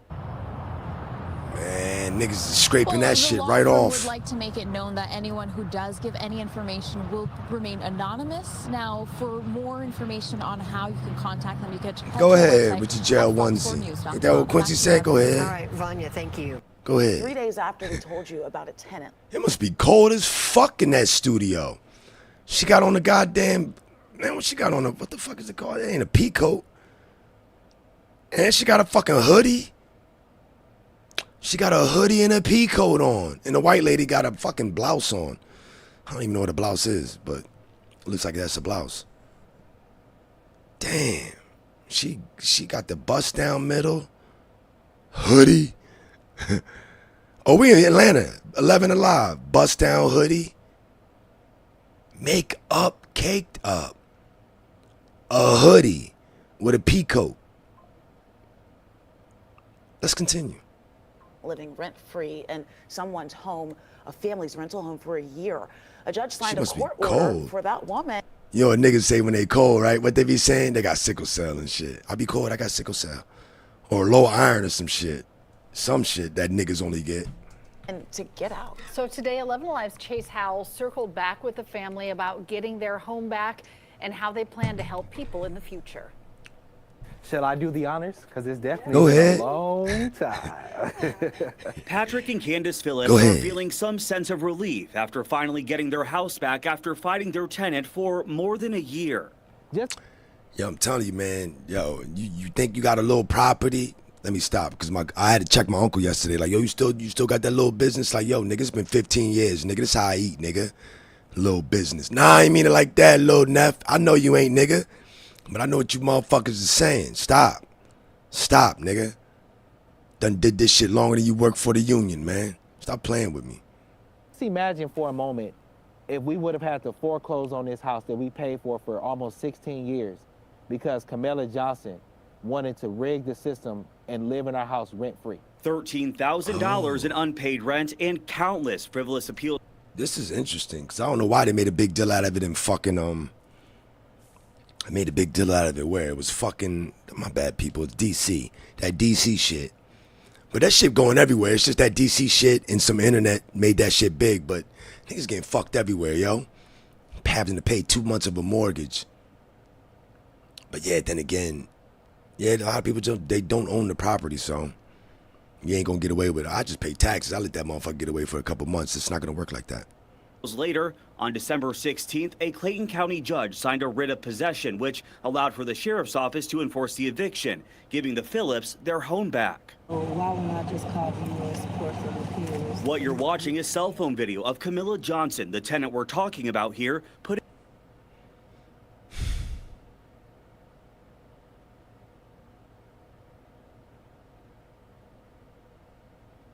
Let me find out. She looked crazy. Up her final fight. In the video, you can hear the Clayton County Sheriff's deputy explaining to Johnson that she no longer has rights to the property after demanding she was being illegally evicted. I just could not believe the audacity that she had to just walk up here like this was her home. This is not your home. This is my home that you've been squatting in. Once inside the house. I thought it was y'all home. That's that shit when I be hearing, that's my son. Like, you ain't make that shit solo. The family allegedly found 2 85-inch screen TVs, expensive furniture, and drugs. Not to mention the Phillips say she was running an at-home daycare. We don't have a Christmas tree. What the fuck? Niggas get busy off of other niggas. Yo. Bitch had new TVs, running a daycare. I got y'all rent with y'all. Matter of fact, I'm not even paying y'all rent. Niggas set up shop. Don't waste no time. We don't have gifts under a Christmas tree, and she has Christmas tree gifts, living her best life at our expense, but telling the courts she's broke, that we've been abusing her when the whole time we are the true victims. And although the Phillips don't... I feel like this is like a production. Because he was sitting on the distance on the porch like, this has happened to me. This has happened. My voice is softer than my wife's. Whatever, nigga. Believe they'll see a cent of back rent. They hope to help those in similar situations. We want to get into the court system and try to figure out what we can do to help and get maybe a law passed or any type of bill on, you know. Maybe I didn't. Maybe they're brother and sister couple. I'm doing an injustice by assuming they're married. No, the Senate legislative floor, we want to help people in that way. Now, I did try locating Johnson, but couldn't find a valid phone number or address for her. In Forest Park, Chase Howell, 11 Alive News. What an ordeal. So Chase did ask if they plan on renting out the house again after they clean it up. They told him not until the loopholes in the current legislation. Whatever, you're gonna get that money. You gonna let cousin John stay in there for $500 a month. Cause you need help on that, man. Y'all niggas ain't that shook. Y'all know it's risks. Fucking with real estate is risks, nigga. I mean, shit. We're following breaking news tonight. Gun violence. 5 detained after man shot to death in Whitehaven. I don't know where we at, yo. Y'all figure it out. Violence marring the holiday in the Bluff City. 2 separate. The Bluff City. Would the Bluff City be like Arkansas, Pine Bluff or something? I don't know, man. Y'all let me know. Y'all got the info on the screen. Look it up. Incidents hours apart and both reportedly deadly. Thank you for joining us for this Christmas. I thought it was going to be a white man pop on the screen. Listen to that shit before he pop on the screen. And both reportedly deadly.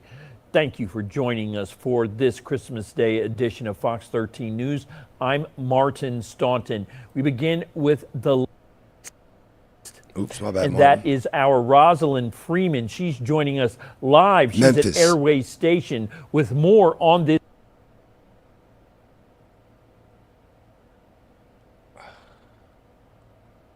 Don't do it.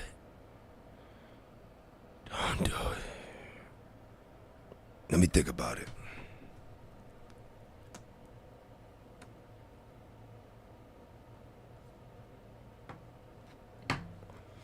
I'm still thinking about it.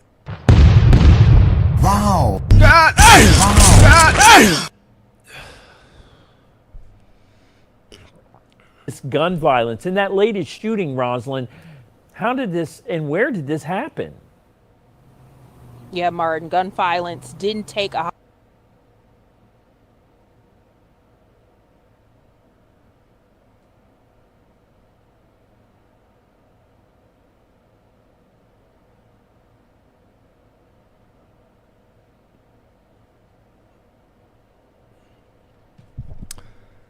I think I need more light, so you guys can see into my thoughts. holiday off today. This all Hair in front of her face like her shit on fleek, like. all started with the shooting My bad, come on. call and quickly turned into what police say a chase in parts of Memphis. Now, it just happened just after. Why you looking at your phone, man? You fucking nut up, man. Be in Memphis, though. I put her in a fucked up still frame. Yo. Other news channels should compare themselves to other news channels and adjust accordingly. After 4 o'clock this afternoon, officers responded to a shooting in the 3400 block of Blueberry Hill at Winchester Grove apartment complex.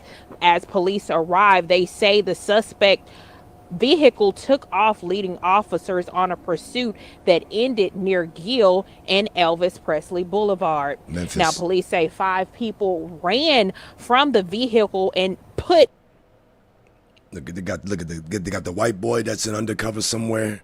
The black dude with the dreads that's an undercover somewhere. But all 5 people were ATF. detained. Now, about 20 minutes later, officers were called to the hospital where a man arrived, private vehicle suffering from gunshot wound. That man was pronounced dead on the scene. Now, right now, police are still working to determine Man, what you know what's these crazy, yo? She has some incredible eyes. I mean, I have to do my research. Is that a blonde streak? Is that a blonde highlight?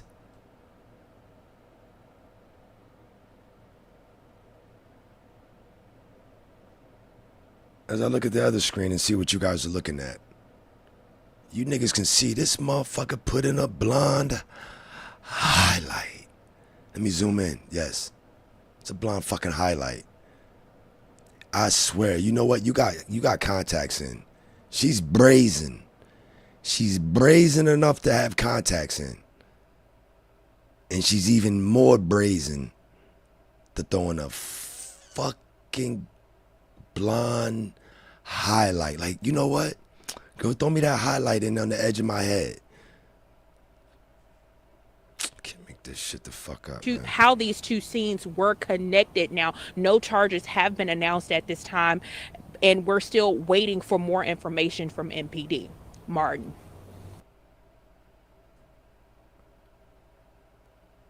I thought she was sitting down. I'm like, I know you're not sitting the fuck down. Y'all know how y'all get to Walmart and you get into the line and you be like, oh man, I got the fucking old lady that's sitting the fuck down ringing shit up. She don't give a fuck. Y'all niggas better not fucking say nothing about I'm sitting down. They be looking just like this. I ain't cracking, I'm just saying. Know what I mean? If you don't like it, you don't like it. Don't mean that I'm hating. That's common Chicago. If I don't like it, I don't like it. Don't mean that I'm hating.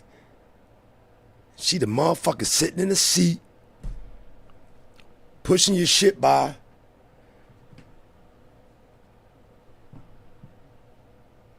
Like, get the fuck up!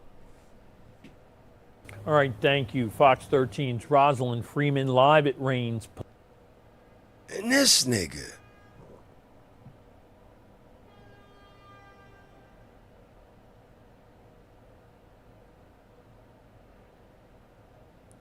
Memphis, yo. This nigga dressed like, the news nigga dressed like a fucking deacon. And that hair ain't hitting hot to trot up top. Yeah, right? That hair ain't hitting hot to trot up top on my mans, yo. Police station tonight. Actually, she's at Gotcha. Rosalind Freeman live at Rains Police Station tonight. Gotcha.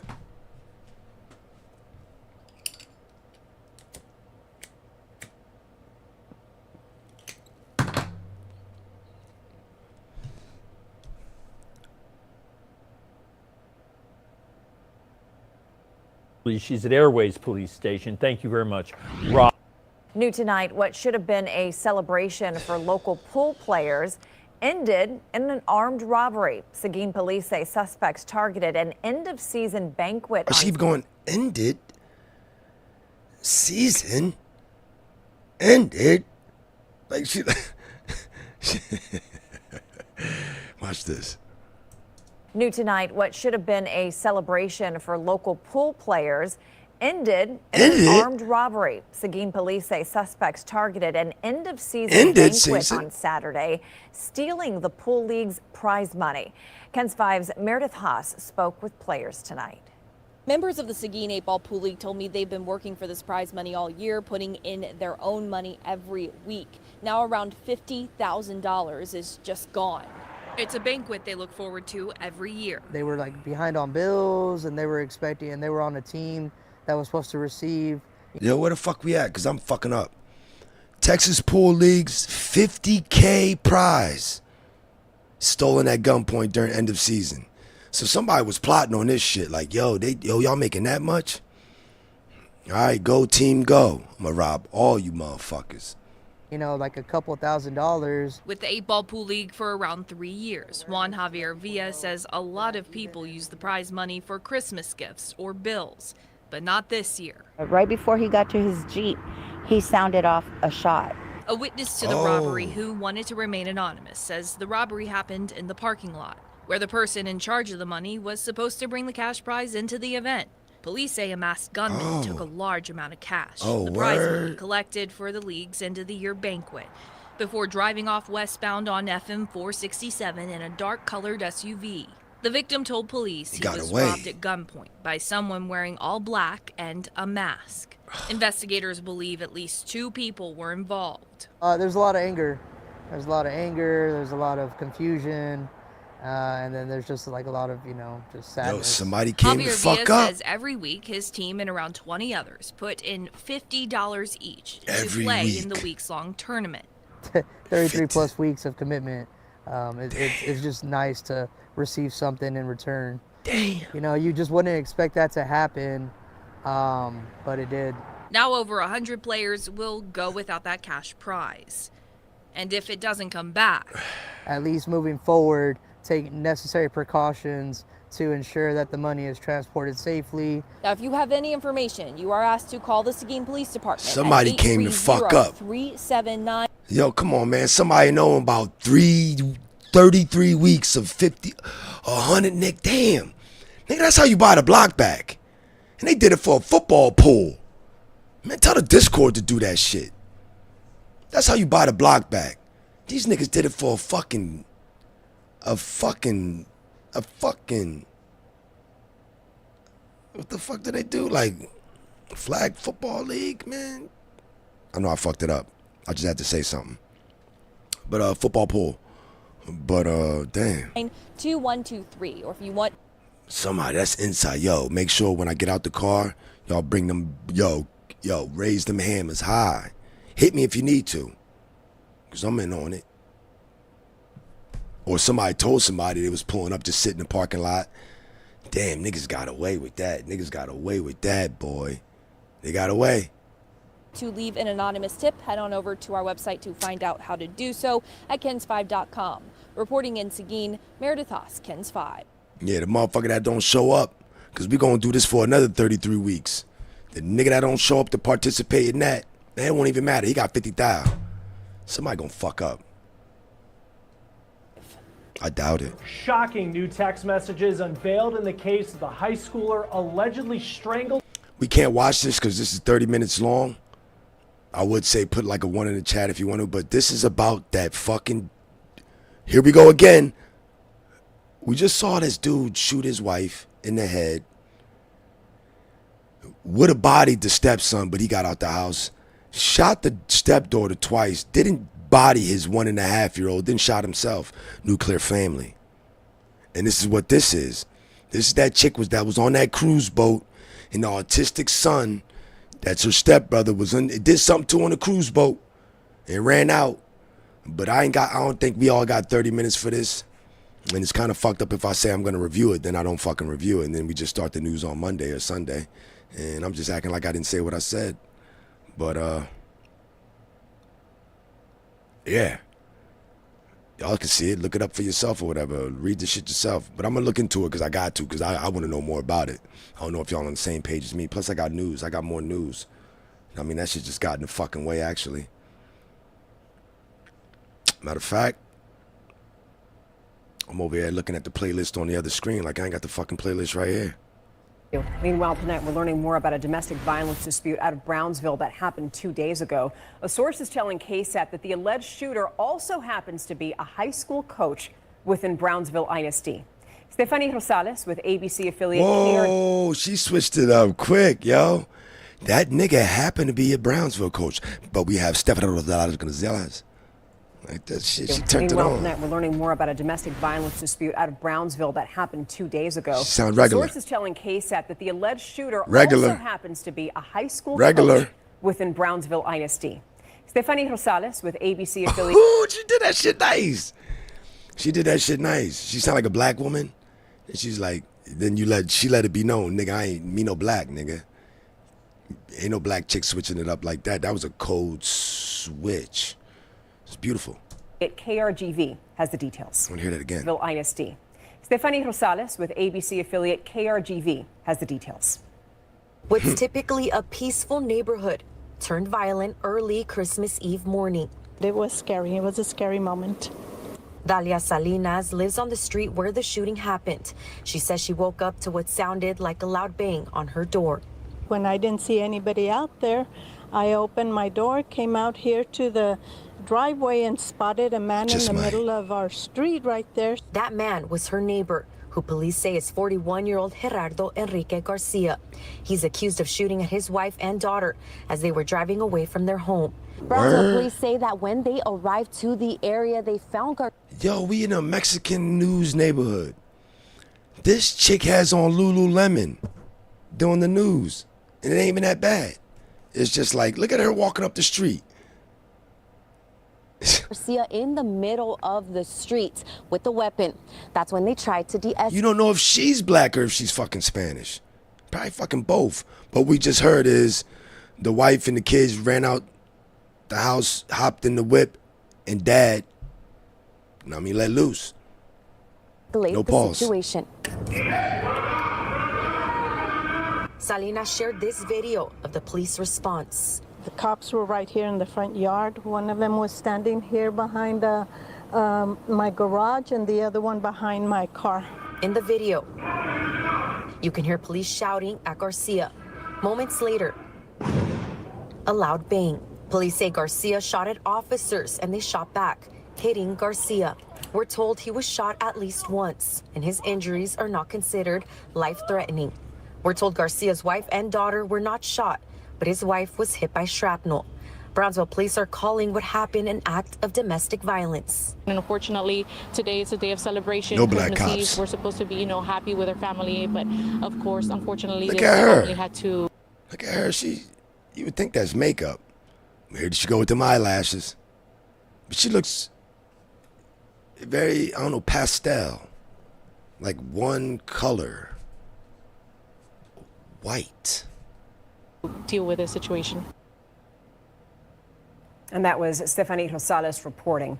Police are saying that Gerardo Garcia is facing multiple charges, including 7 You don't know counts what of she is. You don't aggravated know if she's assault white, black, against a police Spanish. officer. You don't know what. Brownsville police are investigating that incident between Garcia and his family, and then the Texas Rangers are investigating the shooting. She's a code switcher. Welcome back to Cop Hold up. Harasses man mid-flight. Yeah, we got to watch this. Action on Cam. In today's video, Officers requested me with officer together to charge. Buckle up. This is one turbulent. How are y'all? Yeah, we got a intoxicated passenger at 41 Bravo. Okay. Hit a passenger that was sitting right in front of her. When you say hit, what do you mean? Like? That's what the gentleman claimed. He was seated right in front of her and said it was an elbow, hand. Dude. Do you know what they're? What the hell is she wearing? She got a whole dirty blonde bust down with the knee high. Are there any altercations throughout the Oh flight? no. She turned around and said, whoa, my bad. With her or anything like that? No. They have to talk to us, and after she left to tell us about him that he was. You've been drinking too? And I said to him, I said, how much is You been drinking? On a claim. Welcome back to Cop. My bad. Did she threw her cup away? It was just Starbucks stuff that had. She's not touching me, giving me shit. 11D and E is. Came up to bring. Okay. How you doing? Yeah. You know when I got hit? Yes. Okay. We'll talk real quick. I'll talk to them real fast. Well, it's. Okay. Come on, man. Understandable. Right behind us. Okay. She kept reaching out and touching me and giving me shit, which I would have let go. Okay. Yeah, if a man did that to a woman, no. Right. But she's reaching out, touching me, giving me shit. And then when she finally gets up to go to the bathroom, she takes her elbow and just bashes me in the side of the head. And I'm like, what the hell? She goes, well, you're on Frontier Airlines, steal it. Oh. I'm like, seriously? And then she goes to the flight attendants and tells them that we've been screaming at her. Yes. And she said, is that your husband? And pointed at him. Okay. And I said, no. And she said, good, because he got into it with my aunt. He was a jerk. He's a jerk. And I go, I don't know what to think about that. Who's your aunt? Some drunk lady that was trying to sit in my seat before I came, apparently. Oh, Was on no, the back she of is 35. not her aunt. She doesn't like her. Well, and then She's going to come off I the put plane my and play headphones something. on, and she kept hitting me over it. And she's like, why haven't they given us drinks? You need to tell me when the drink clerk's coming. I go, no one has drinks. She goes, everybody has drinks but us. I said, nobody has drinks. They haven't come with the drinks yet. Okay. So she ordered 2 drinks, which she got both of them and drank them. Mhm. Then she's bugging him the whole time on the other side. I'm trying to Okay. ignore her. She also said something disgusting to you about your wife, who's also on the plane. Are you all traveling together? No. Okay. We're together, and they're both independent. Well, your wife's My somewhere. husband's on the back of the plane. His wife's on the front of the plane. My kids are right next to me. So all y'all witnessed her hitting him in the head with this? So here's what happened. She hit me, and I said, please stop hitting me. And she said, I have to go to the bathroom. What do you want me to do, crawl over you? And she was kind of aggressive with me. Okay. And I said, then just ask me to get up, because she hit me several times before. And I was like, just leave me alone, like she's drunk. All right, hey, here, she's right here. Let me get up with her. And then we'll call the Yep, look at your dumb ass. This way, like my ears probably. You, No, my dad needs to be on the phone. what is that in your hand? My God, my You just want to like throw it in your bag or something like that? Or they may have a piece of tissue or something. Why am I they can being give you. treated like I'm the victim Okay, of no, this? hang This on. guy was harassing me the whole plane. Knows that. I Okay, know. so I'm look. in a bind, Nate. Stupid. I'm in a bind, Nate. Stupid. Right? Can my dad talk to Okay, me? simple. Ask my attorney as well. Are you an adult? Hello? I'll speak to you. I'm not speaking to whoever's on the phone. I don't know who that is on the phone. Okay. So look, I'm on Supreme with the airport police. I'm here because there's been an allegation. Look at her. Look at her somebody face. With your elbow in the side of the head. Look at her face. When you got up. Okay. Yeah. Huh? You said elbow to their. To the ear, to the side of their head. Look at his face! Look at his face! Look at his face! Sounds like backwards, like you'd be moving forwards towards the bathroom, which is the only time I got up. Okay. You have your Miranda card? Can we go somewhere? Dad, what do I do? This guy's trying to accuse me of some like elbow thing. I wonder if dads get this call. Before I ask you any further questions, I'm just going to read you your rights, okay? Look at dad. Bitch, be nice. I'm not saying Bitch, you're being arrested right now. be I'm nice. advising you of your Miranda rights, okay? All right? Can we go Do you understand the rights that I just read to you? I need a verbal answer, yes or no? Yeah. Look at her. Just the Are airhead you as she willing could to answer be. questions or make statements Look without- at her. Without attorney being Look present? at her air pattern, her breathing pattern. It's so weird. It's like the. I just want to It's, I ask can't you really these hear you. questions. Can we walk a little bit? I'm sure you can hear me. anything that he just said? It's just this. It's Okay, like so loud. So yeah. hold on, look. Let me So I just finish wanna this be- part. Let me finish this part. literally 2 sentences left, okay? I know that you can hear me. There's no way you can't hear me. I'm not a soft-spoken person, okay? Just talk, nigga. Are you willing to answer questions or make a statement without an attorney being present right now? After the rights I read to you, you said that you understood them. The next question is, are you willing to answer questions or make statement without an attorney being present? It's It's a simple yes or no. No question. Just you're extending. without an attorney. What about a parent? No. You're an adult. So I think an attorney would be better at this point. Okay, This so you're sounds not willing to fucking answer any questions. stupid. Are you willing to talk to me about the allegations that are made against you? Can I ask my parents? I'm asking you. Are you an adult? I think it Are would. you an adult? Yeah. No, I was showing my parents though. Okay. On the phone, they were on the phone. I just need you to answer this one Yeah, question. is that a no without a lawyer? Do you have your ID on you? Dumb bitch. Yeah, I know. So I want to not talk about this without a lawyer. I don't even know what happened. So you don't want to answer any of my questions? Without a lawyer, no. Okay. All right. So now I need your ID. Okay. It's so embarrassing, Karen. No, Let's no, not no, tell So everybody else. embarrassing. It's not on your schedule. Okay. Yeah. Okay. Do you have your ID on your schedule? Okay. Yeah. Okay. Do you have your ID on you? Yeah, of course. Embarrassing story. She's really Look, embarrassed. I'm not trying to embarrass you. I just Look have at to her. talk to you, okay? No, you're fine. You're fine. Merry Christmas. I'm very sorry. I'm so confused with. Why is eternity? All right. So is your ma'am? That liquor, boy. Ma'am. Look at her. Ma'am. Is your name Catherine or Kathleen? You look dumb. Catherine? You look Catherine? very dumb. Okay. So what we're gonna do I'm is, so upset. I'm sorry. so I've read you your rights. Are you willing Yo, to at least Bob, give me a written you be statement crying about too. what happened? I just found out what happened. You don't remember? It's not that I don't remember. To my knowledge, I got him one time to the bathroom in this whole fight. The guy was the row in front of me. Okay?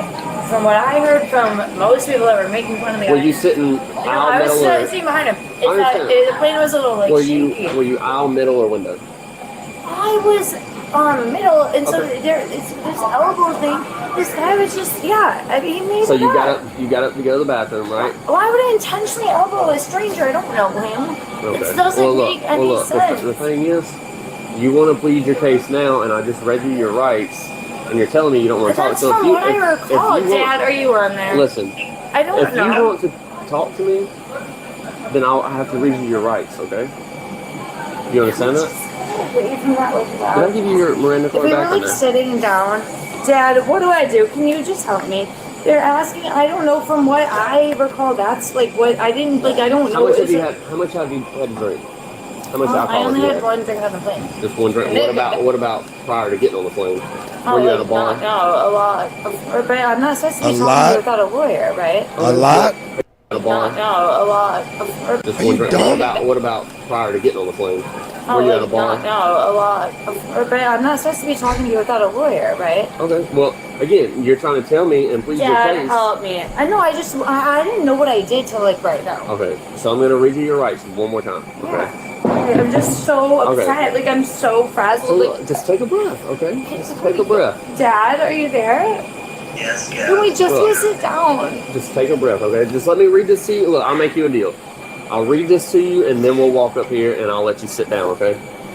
And whether you talk up there or not is up to you, okay? But I'll read this to you one more time. This cop. You have the right to remain silent. Anything you say can and will be used in present.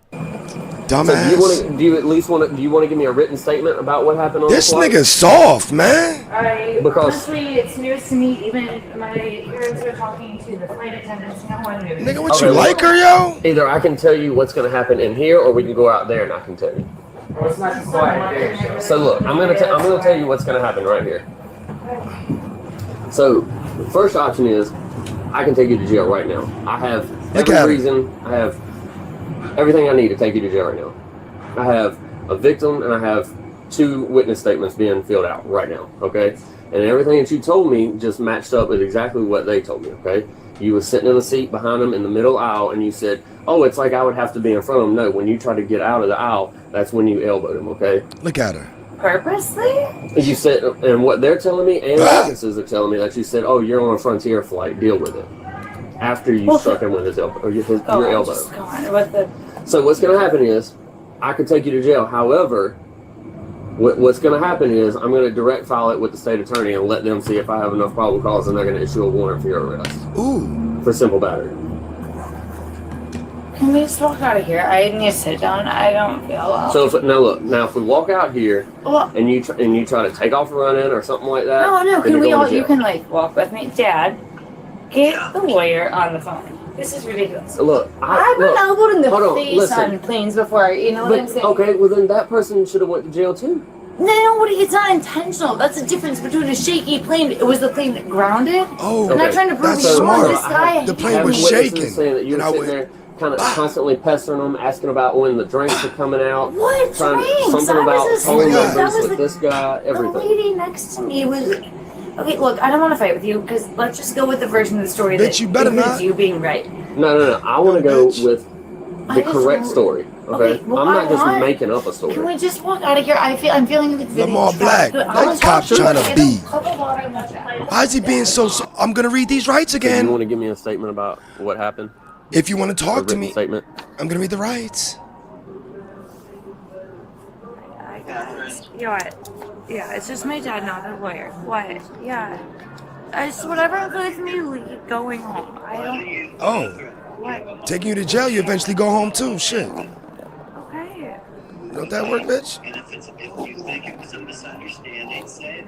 Of course, I don't know this guy. It's not like I victimized someone.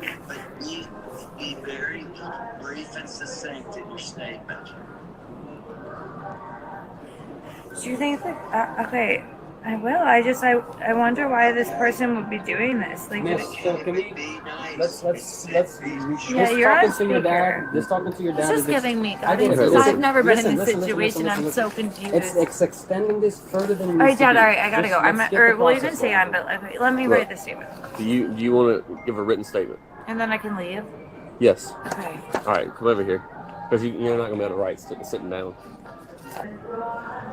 So he's trying to say I intentionally hurt Look how him? dumb she I've written is. your rights twice. I just want to know what the act I'm charged with. I've told you that. I'm just trying to write this. What is he trying to say I did? Hit him? Elbowed him? That you elbowed him in the side of his head. Intentionally. Yes. You're drunk. Alright. That's You know what's fucked up about this I don't even know video? him. Why would I do that to This stranger? bitch ain't getting tackled. I don't know. That's crazy. Alright. I wouldn't call it turbulence, but strong movement of the plane. What's a good word for that? I can't assist you in this statement. This bitch and this bitch I'm ass just cop. trying to explain it This why would I bitch, elbow that him? hoe, let me see your pussy. Y'all know that Project Pat, yeah, y'all think I knew that shit. This I'm bitch, not, trying that to, I didn't hoe. even know this happened. Man, y'all niggas weak. Shocking new text You know what, we're gonna messages watch it. unveiled in the case of the high schooler. Man, fuck it, yo. Allegedly strangled to death aboard a Carnival cruise ship. Dozens of pages of text messages have been released that show what Anna Kepner's stepmom told her ex-husband about what happened aboard the ship and what the alleged suspect said about it. What these new messages show, the couple said about things needing to be, quote, hush hush, as the investigation was just beginning. Also, we are reportedly learning more about where that suspect just is dropped right now. 11 hours The ago. FBI continues to investigate a potential watching this murder shit. on the high seas. We're on watching the this case presented by Law and Crime. Let me go into my studio analytics, make sure these motherfuckers ain't gonna fucking take a nigga out. Yep, still green.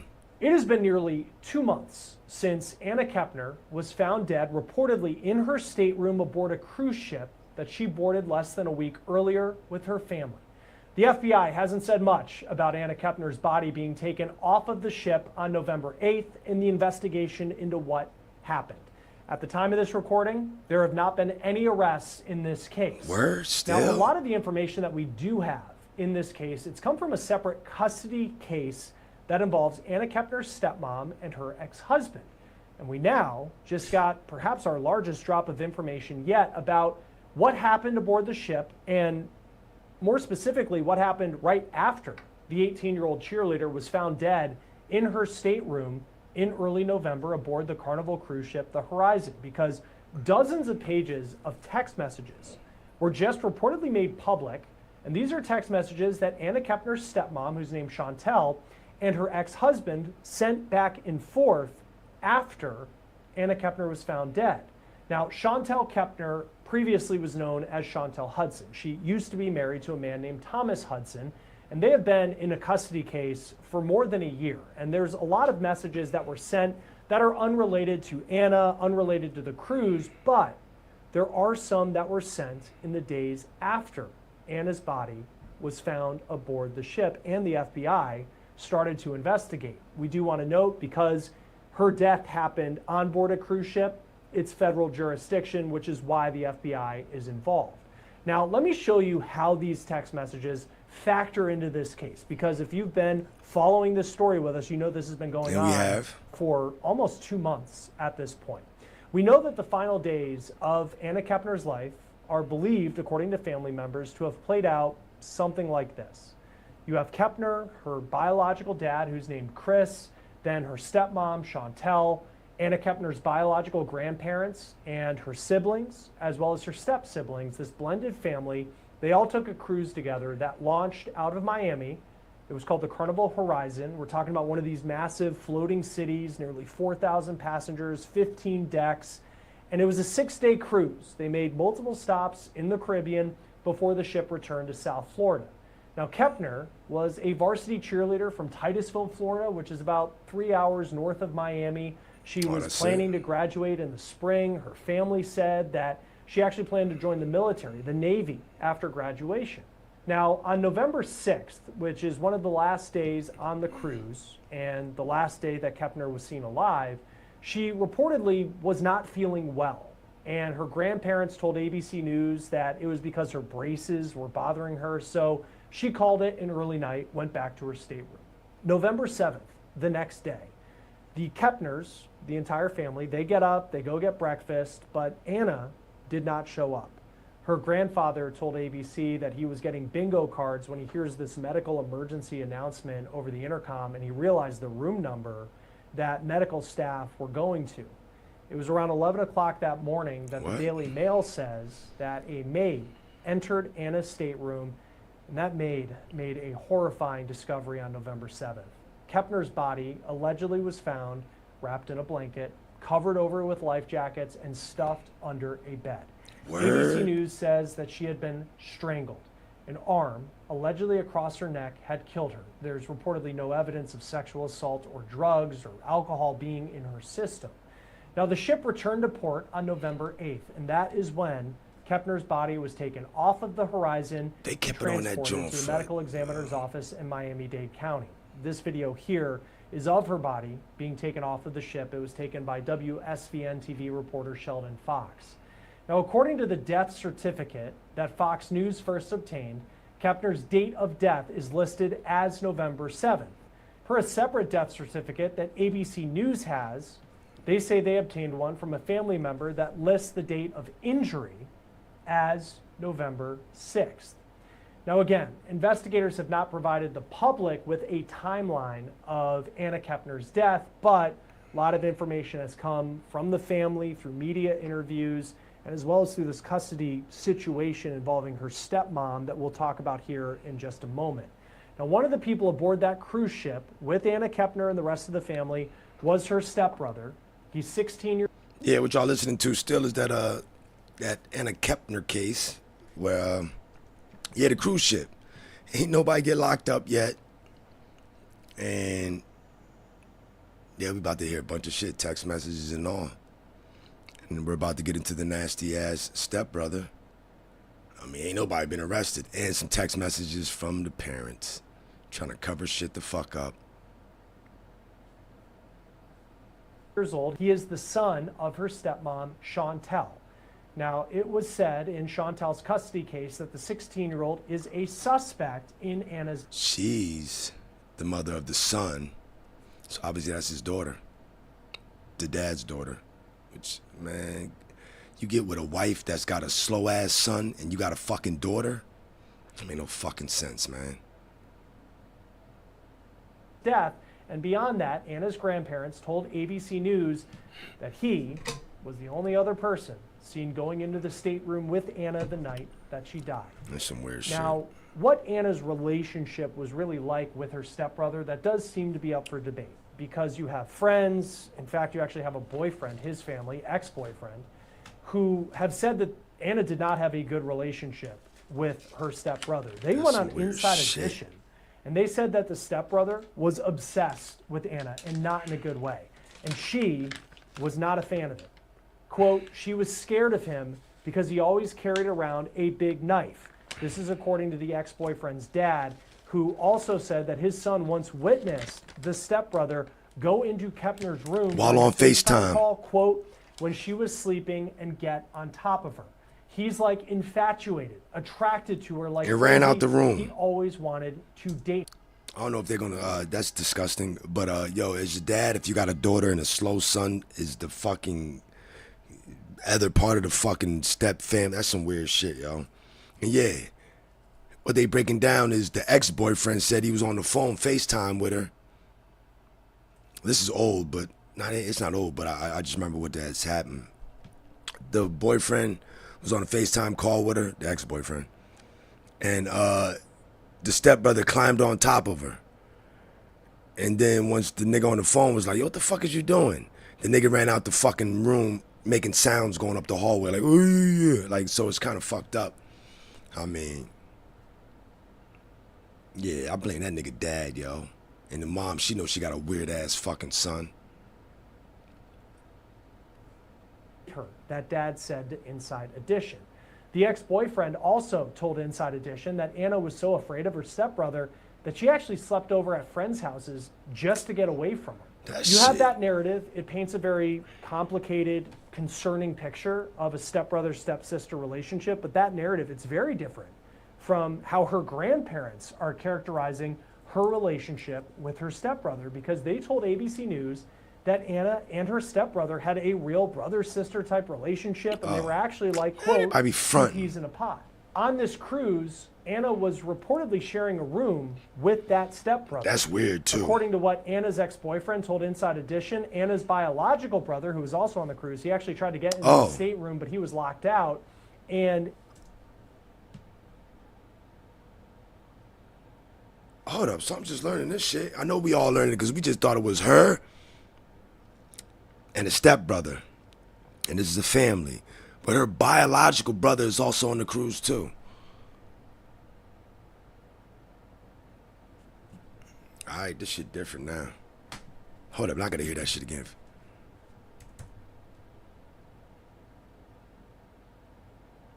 No, they were not.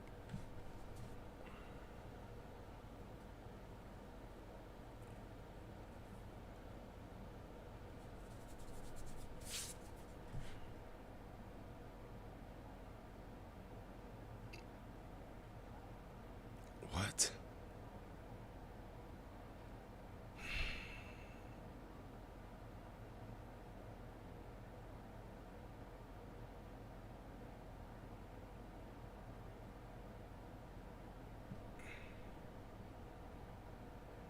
You her brother, though. Why my sister in the room with a stepbrother, but I'm on the cruise? What kind of fucking sense does that make?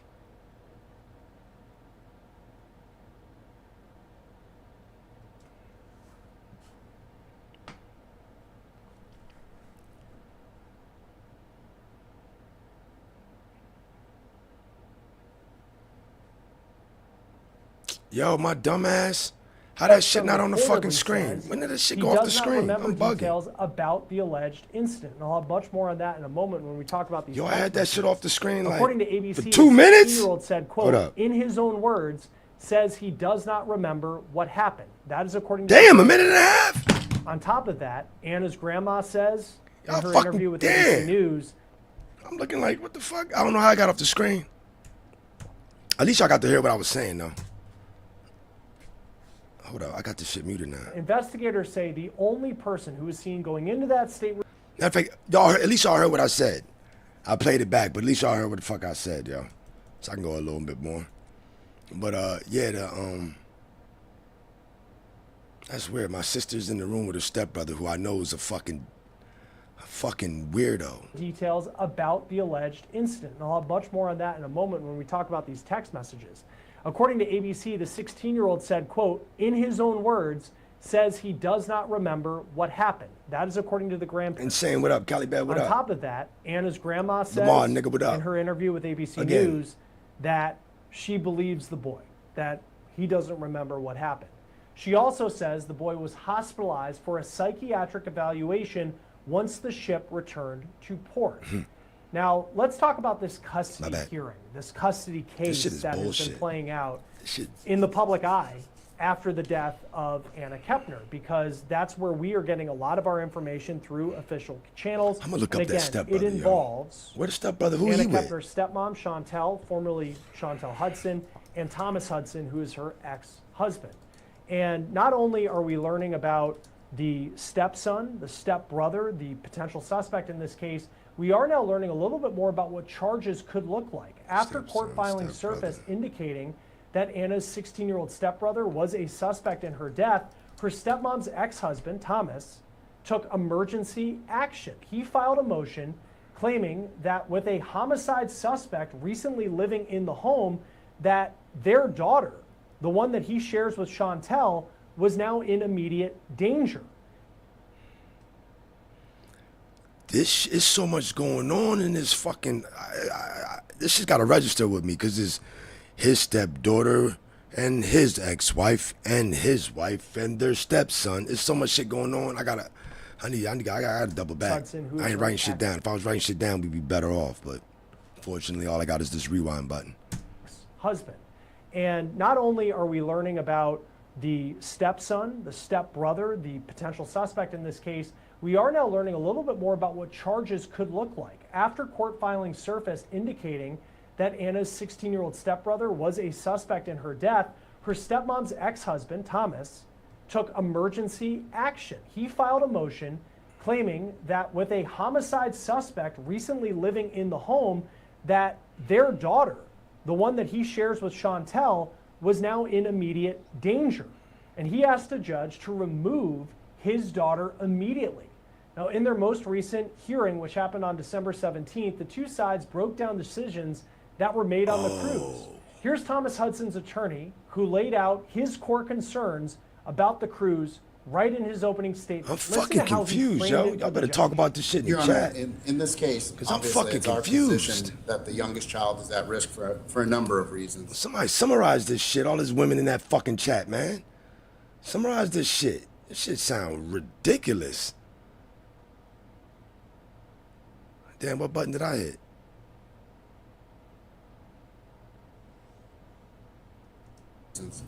As the court is aware through the pleadings, there's a young lady who's passed away. That matter is still under investigation. That was not my client's child, but the stepchild of the mother in this case, and the remaining 16-year-old is now a suspect in that case. In this case, the mother took the children, both on a cruise against my client's wishes, while preventing him from having regular contact with those children.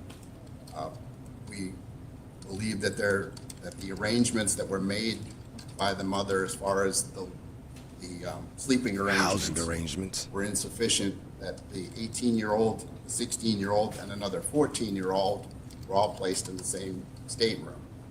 There's indications that they may have, because they were in international. I haven't been on a state cruise yet. My bad, damn it. I haven't been on a cruise ship yet, so I need to understand a stateroom. So what is a stateroom on a cruise ship? Because I just heard a whole bunch of kids was in this goddamn stateroom. I know I have this frontal leaf on my head. A stateroom or cabin suite on a cruise ship is a private room for passengers functioning like a hotel room at sea with beds, a bathroom, and storage with categories ranging from budget-friendly interior rooms, no window, to luxurious suites including ocean view window and balcony, private outdoor space, options, all designed for varying budgets and preferences. So they were in a fucking suite. And these two motherfuckers decide to have a room together? That's why they don't know who to put this on.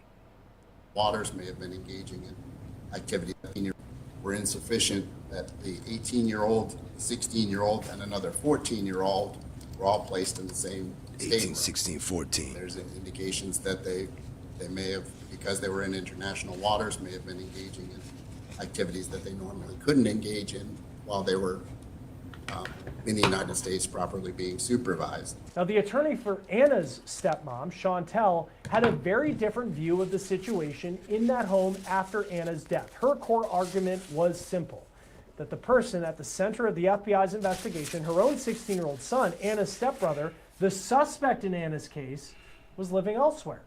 We believe, and I think we filed that in our response, that there's no emergency that exists. There was an incident on the Federal Bureau of Investigations is investigating that. There have been no arrests made yet, but since my clients were advised that the was a suspect in that, after he was released from the hospital upon the return to the United States, he was placed with a relative of the mother's. And not only did that happen, but Mom contacted Dad, and Dad signed an agreement to say that this child would be placed with a third party, thereby removing any risk of any danger to any of the other children in the home. So that has been resolved. And in a later statement, her attorney revealed something pretty significant. Anna Kepner's stepbrother could potentially face charges. Now, this was the first time that we heard in court that criminal charges for Anna's death are being actively considered because the FBI really hasn't said anything publicly. How long is Timothy expected to remain with the relative? At this point, we're not sure. We're not sure what the FBI is going to do, whether if he's going to be charged federally or whether they're going to turn it over to the state. Now, with that potential prosecution hanging in the air, the stepmom was called to the stand and forced to answer for the exact environment and decisions that the FBI is now investigating. The questioning went straight to the cruise and the choices made there. Did you recently go on a cruise? Yes. And did any of the children go with you on the cruise? Did you reach out to Mr. Hudson to request that he agree to passports for the children? I reached out to him to inform him of my itinerary to take the children on a cruise and did ask for the passports, but they weren't needed in this cruise. And Mr. Hudson actually refused to cooperate with obtaining passports, correct? To sign for the passports, yes. You said passports weren't necessary, so they weren't obtained? Correct. As far as the minor children, what were the sleeping arrangements on this cruise?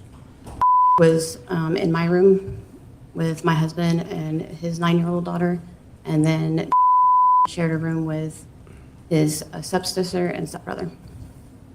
The room was directly across from ours. What was the stepsister's name? Anna Kepner. And what was the stepbrother's name? And how old is 14. 14. And how old was Anna? 18. Damn, you 14. Now, who made the decision to have these 3 teenagers in one room in the cruise? We had talked it over with our travel agent, and that was what was suggested. Did you have to sign any special permission for the children to reside together?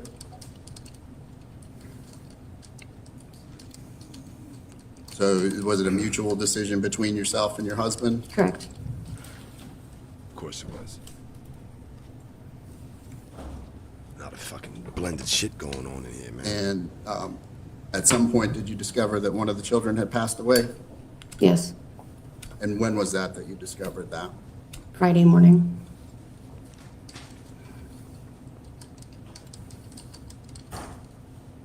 When was the last time that you'd seen the child before that Friday morning? Thursday night. You know approximately what time? Right around 6:30.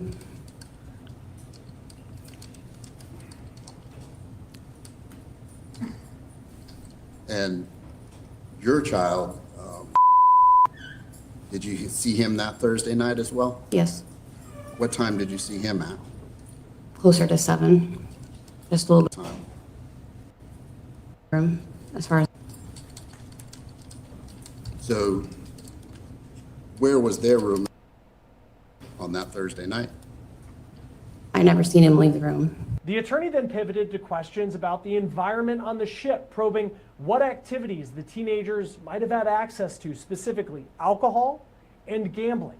She says the underage children didn't drink because they're not old enough, but when pressed specifically about the 18-year-old, Anna Kepner, her answer was a firm, "I don't know," which leaves a question about what supervision or awareness there was of Anna on this cruise, an adult who was sharing a room with 2 minors, including the reported suspect in her death. Listen to this.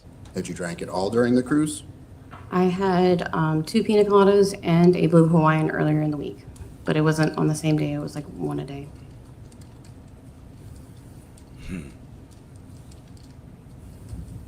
Do you know if the children, based on being in international waters, could I drink alcohol? No, You don't know? no, they didn't. They're not old enough. What about Anna? I don't know. Weren't you aware that the children were gambling at some point? Well, Anna's 18, so I know she was in there at one point in time, but the other kids were not. You're sure that the other kids were not gambling? I'm sure the other kids were not gambling. Next, the questioning turned to a critical detail, and it goes directly to the state of the 16-year-old suspect in the hours before Anna's death. It's his prescribed medication. The attorney established that the teen has ADHD and takes 2 medications. One he takes in the morning called Concerta, and then he takes a nighttime pill for insomnia called Clonidine. Oh, Chantal, word, the stepmom, Clonidine? testified that she held on to both medications on the cruise, but then came a major admission about the final night. Yeah, matter of As fact, I might far be as, thinking Klonopine. As far as does he have any diagnoses? But that shit He will has drop, ADHD. kick your ass. That shit's How meant. long has he been That shit's made to diagnosed with ADHD? punch your ass About 3 or 4 years. out. That shit's for sitting your ass down, nigga. I worked in the That group was home. after your separation from Mr. Hudson, correct? About that timeline, yes. And does he receive medication for his ADHD? He does. And what medication was he on for his ADHD? Methylphenidate. Would you pronounce that for me and spell it, Pam, if you know? Methylphenidate, I don't know the spelling. Okay, The name brand's Concerta. That okay, helps. thank you. And how often would take that medication? Every morning.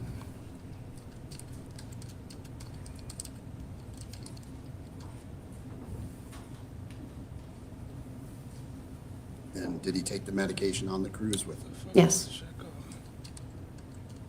He also takes a nighttime pill as well.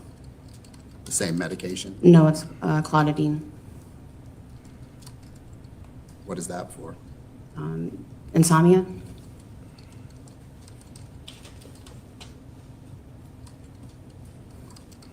Did you hold on to the medications? Yes.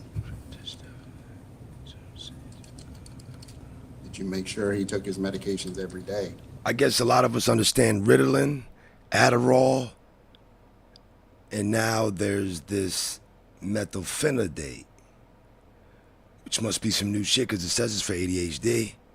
But just because we're here, I'm gonna read it for y'all, man. Methylphenidate. Share this tab. Here we have Concerta, like she said, is the brand name for the extended release form of the medication methylphenidate.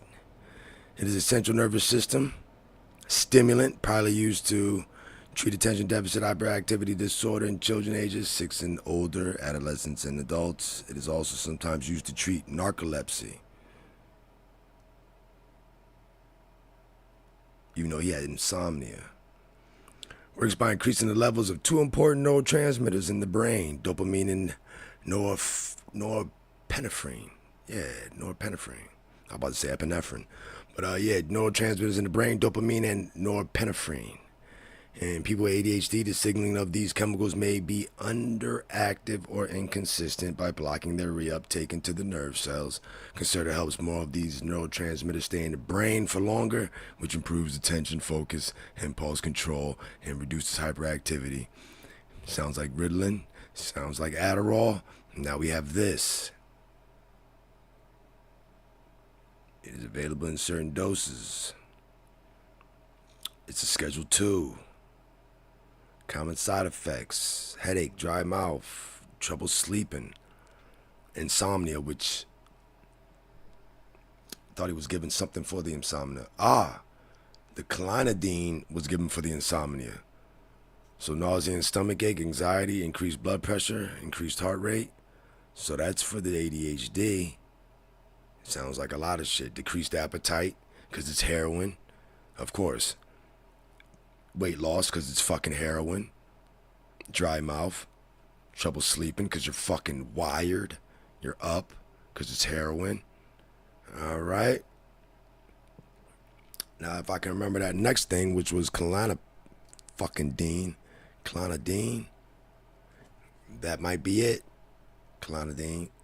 And we have that on the screen.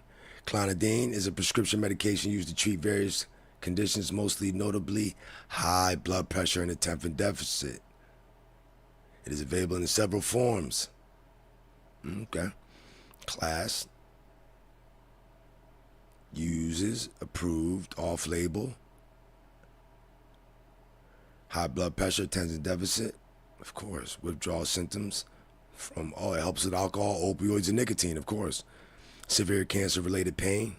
It actually helps with that. Prevention of migraines. Other off-label uses may include Tourette's, anxiety, sleeping problems, which he said he had. Do not stop abruptly. Stopping clonidine suddenly can cause a dangerous and potentially life-threatening rapid rise in blood pressure, rebound hypertension, and withdrawal symptoms like nervousness, headache, confusion. So that's what that kid was on. Side effects: dry mouth, dizziness, fatigue, constipation. Clonidine may impair coordination and reaction time, so caution is advised when driving or operating machinery until you know how it affects your ass. That's good. I like that. I gave myself a good lesson, as well as you motherfuckers, because let's not act like you knew it, and I fucking didn't. He took his morning pill every day, and he missed 2 doses of his clonidine at night. Damn.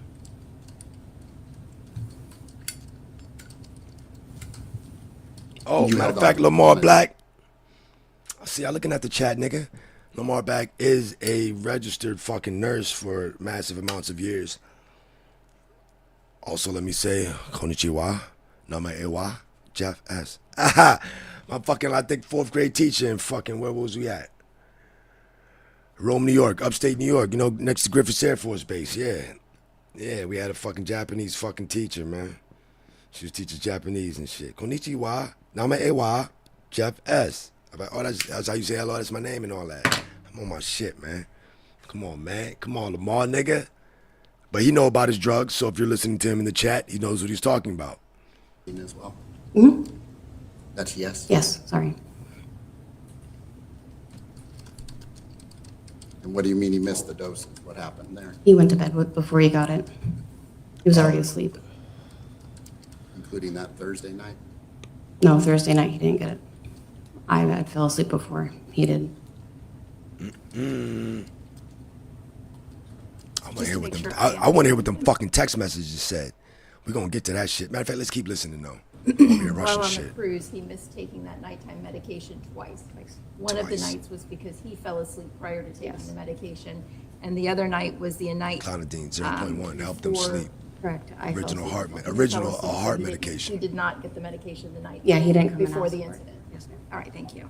So according to her own testimony, You're looking at the Lamar? 16-year-old That's suspect Adderall. who Okay. had been prescribed Reading his medication for messages. insomnia didn't receive that medication on the final night. Oh, I should have been reading the She chat. says that she fell asleep before he did and didn't give it to him. Now, this raises immediate questions for the investigation because you have to wonder what was the state of mind or the ability to sleep that night without his medication. Could that have had a role in his actions or behavior, allegedly inside that stateroom? The hearing also revealed how the tragedy surrounding Anna has disrupted the lives of the living children in the home. The attorney then asked Chantel about the immediate consequences for her young daughter, still living in the shadow of this tragedy. After the cruise, did she have to be removed from school? They placed her on homeschool. They just unenrolled her this past Monday. And why is that? That was their choice to unenroll her. I'm gonna find out they town Say their information. choice. Who are you talking about? The school's choice. Tottenville. It had nothing to do with her behavior or anything. It had to do with the media.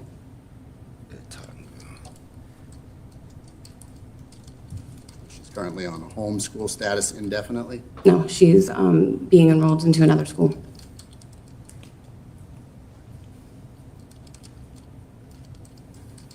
Did you discuss that with Mr. Hudson? I let him know that he had asked me to let him know when she was enrolled, and I told him I would. But I had just found out this week that she was unenrolled from the school.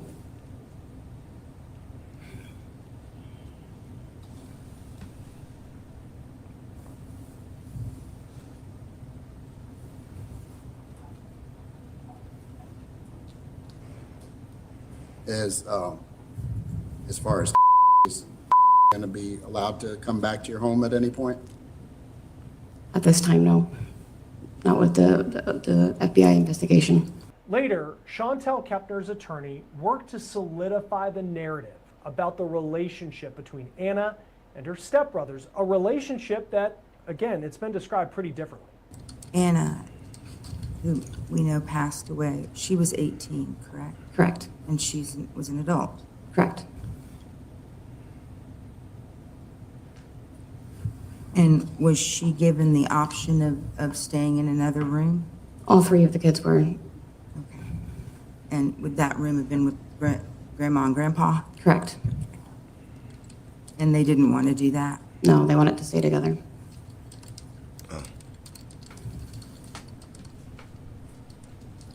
Did they all get along? Yeah, the three of them are like the three amigos. They're best friends. Is that right? This is the picture that the stepmom side is committed to. A close, chosen bond between the teenagers, a stark contrast to prior claims that Anna was afraid of her stepbrother.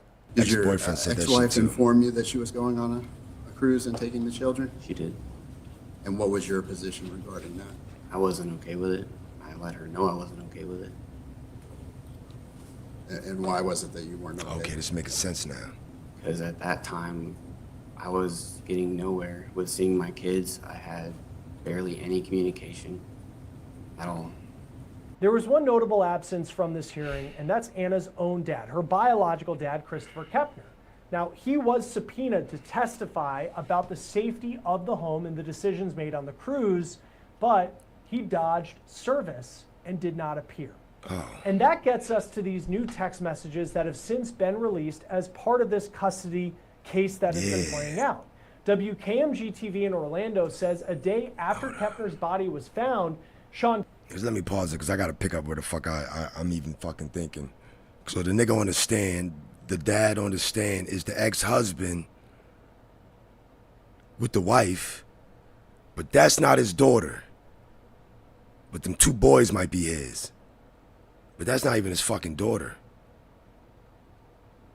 Chantel allegedly reached out to her ex-husband about needing to talk to him as soon as possible about what she called an emergency. Now, here are some of the text messages. These are from November 8th, and this is related to Thomas, the ex-husband, wanting to take their shared daughter as the investigation was just beginning. All right, maybe I got this fucked up. You might need to help me in the chat. But maybe that was the dad. Nah, I'm fucking confused, Joe. Because I guess I got to hear from...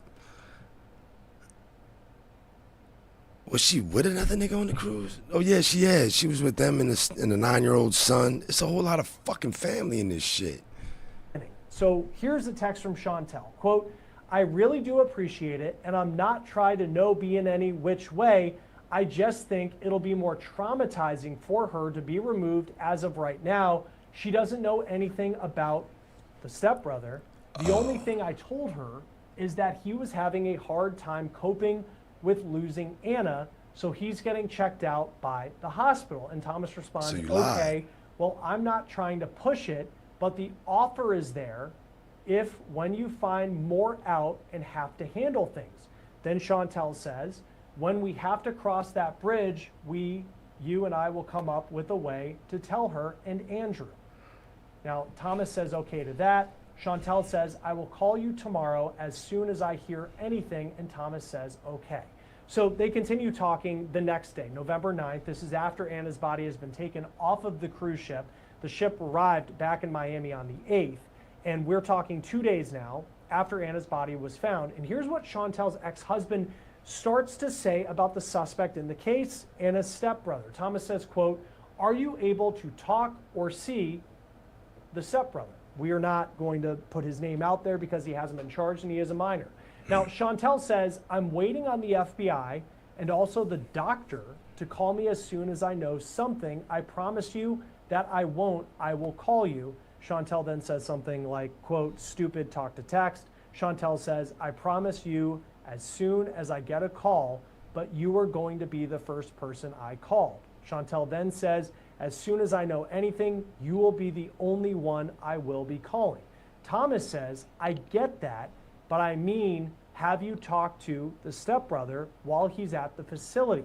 Chantel says, I was able to talk to him last night for under 2 minutes briefly. He just keeps repeating over and over he can't remember anything. Chantel says, I don't even know if they were allowed to let me talk to him or not. The nurse was very nice and let me talk to him just to tell him that you and I love him. Thomas says, quote, I just want him to know that he isn't just dead to everyone. Wow. Regardless of everything at the moment, he needs his parents. I know you know that. I just would like to have a chance to talk to him as soon as possible. Chantel says, we, Chris, who is Anna's biological dad, and his parents told him yesterday before they took him, we told him no matter what, you and us are with him. He isn't alone. Then Thomas says, okay, I know everything is supposed to be hush hush for now, but I've seen that it is still getting out with posts and comments between Facebook, TikTok, and stuff. I just want to make sure until things are certain that he doesn't get any unnecessary comments towards him. And Chantel says, nobody knows anything about him. He is a minor. That can't be his daughter because he don't care. It doesn't sound like he cares one bit about that girl.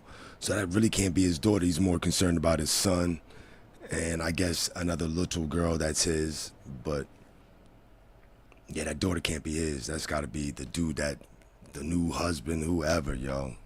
This shit wild. We have not said anything to anybody, and we are going to try our best to keep it completely out.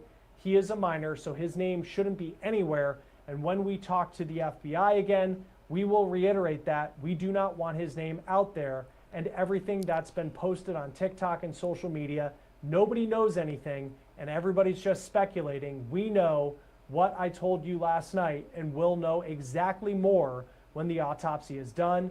Once we get the autopsy today, depending on what it says, depend on whether he's booked on these charges, end quote. So clearly the family there, perhaps not surprisingly, expecting charges in this case, and we're still waiting to hear from the FBI if and when that happens. Now, as far as where the boy has been since the cruise, the Daily Mail claims they found him at a family home in rural Florida, and he was actually selling firewood on the side of the road. A reporter apparently approached him and asked him about the death of Anna Kepner, and the 16-year-old boy reportedly said, quote, I'd rather not talk.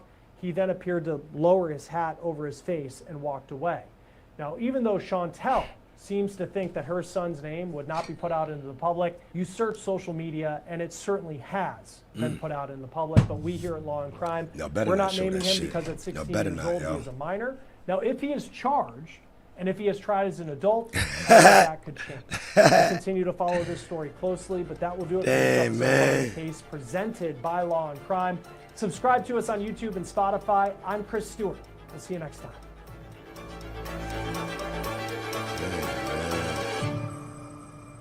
Damn, he timed that shit perfectly. Meanwhile, tonight we're learning more about a domestic violence dispute out of Brownsville. He timed that shit perfect. She got a big ass body with some little ass breasts. Do like a gorilla, bitch, and beat on your chips. Big ass body with some little ass breasts. Do like a gorilla, bitch, and beat on your chips. Silverback, silverback, silverback, silverback, silverback, silverback, silverback, silverback, silverback, back, silverback, back, silverback, back, silverback, back, silverback. Silverback, silverback, silverback, silverback, silverback, silverback, silverback,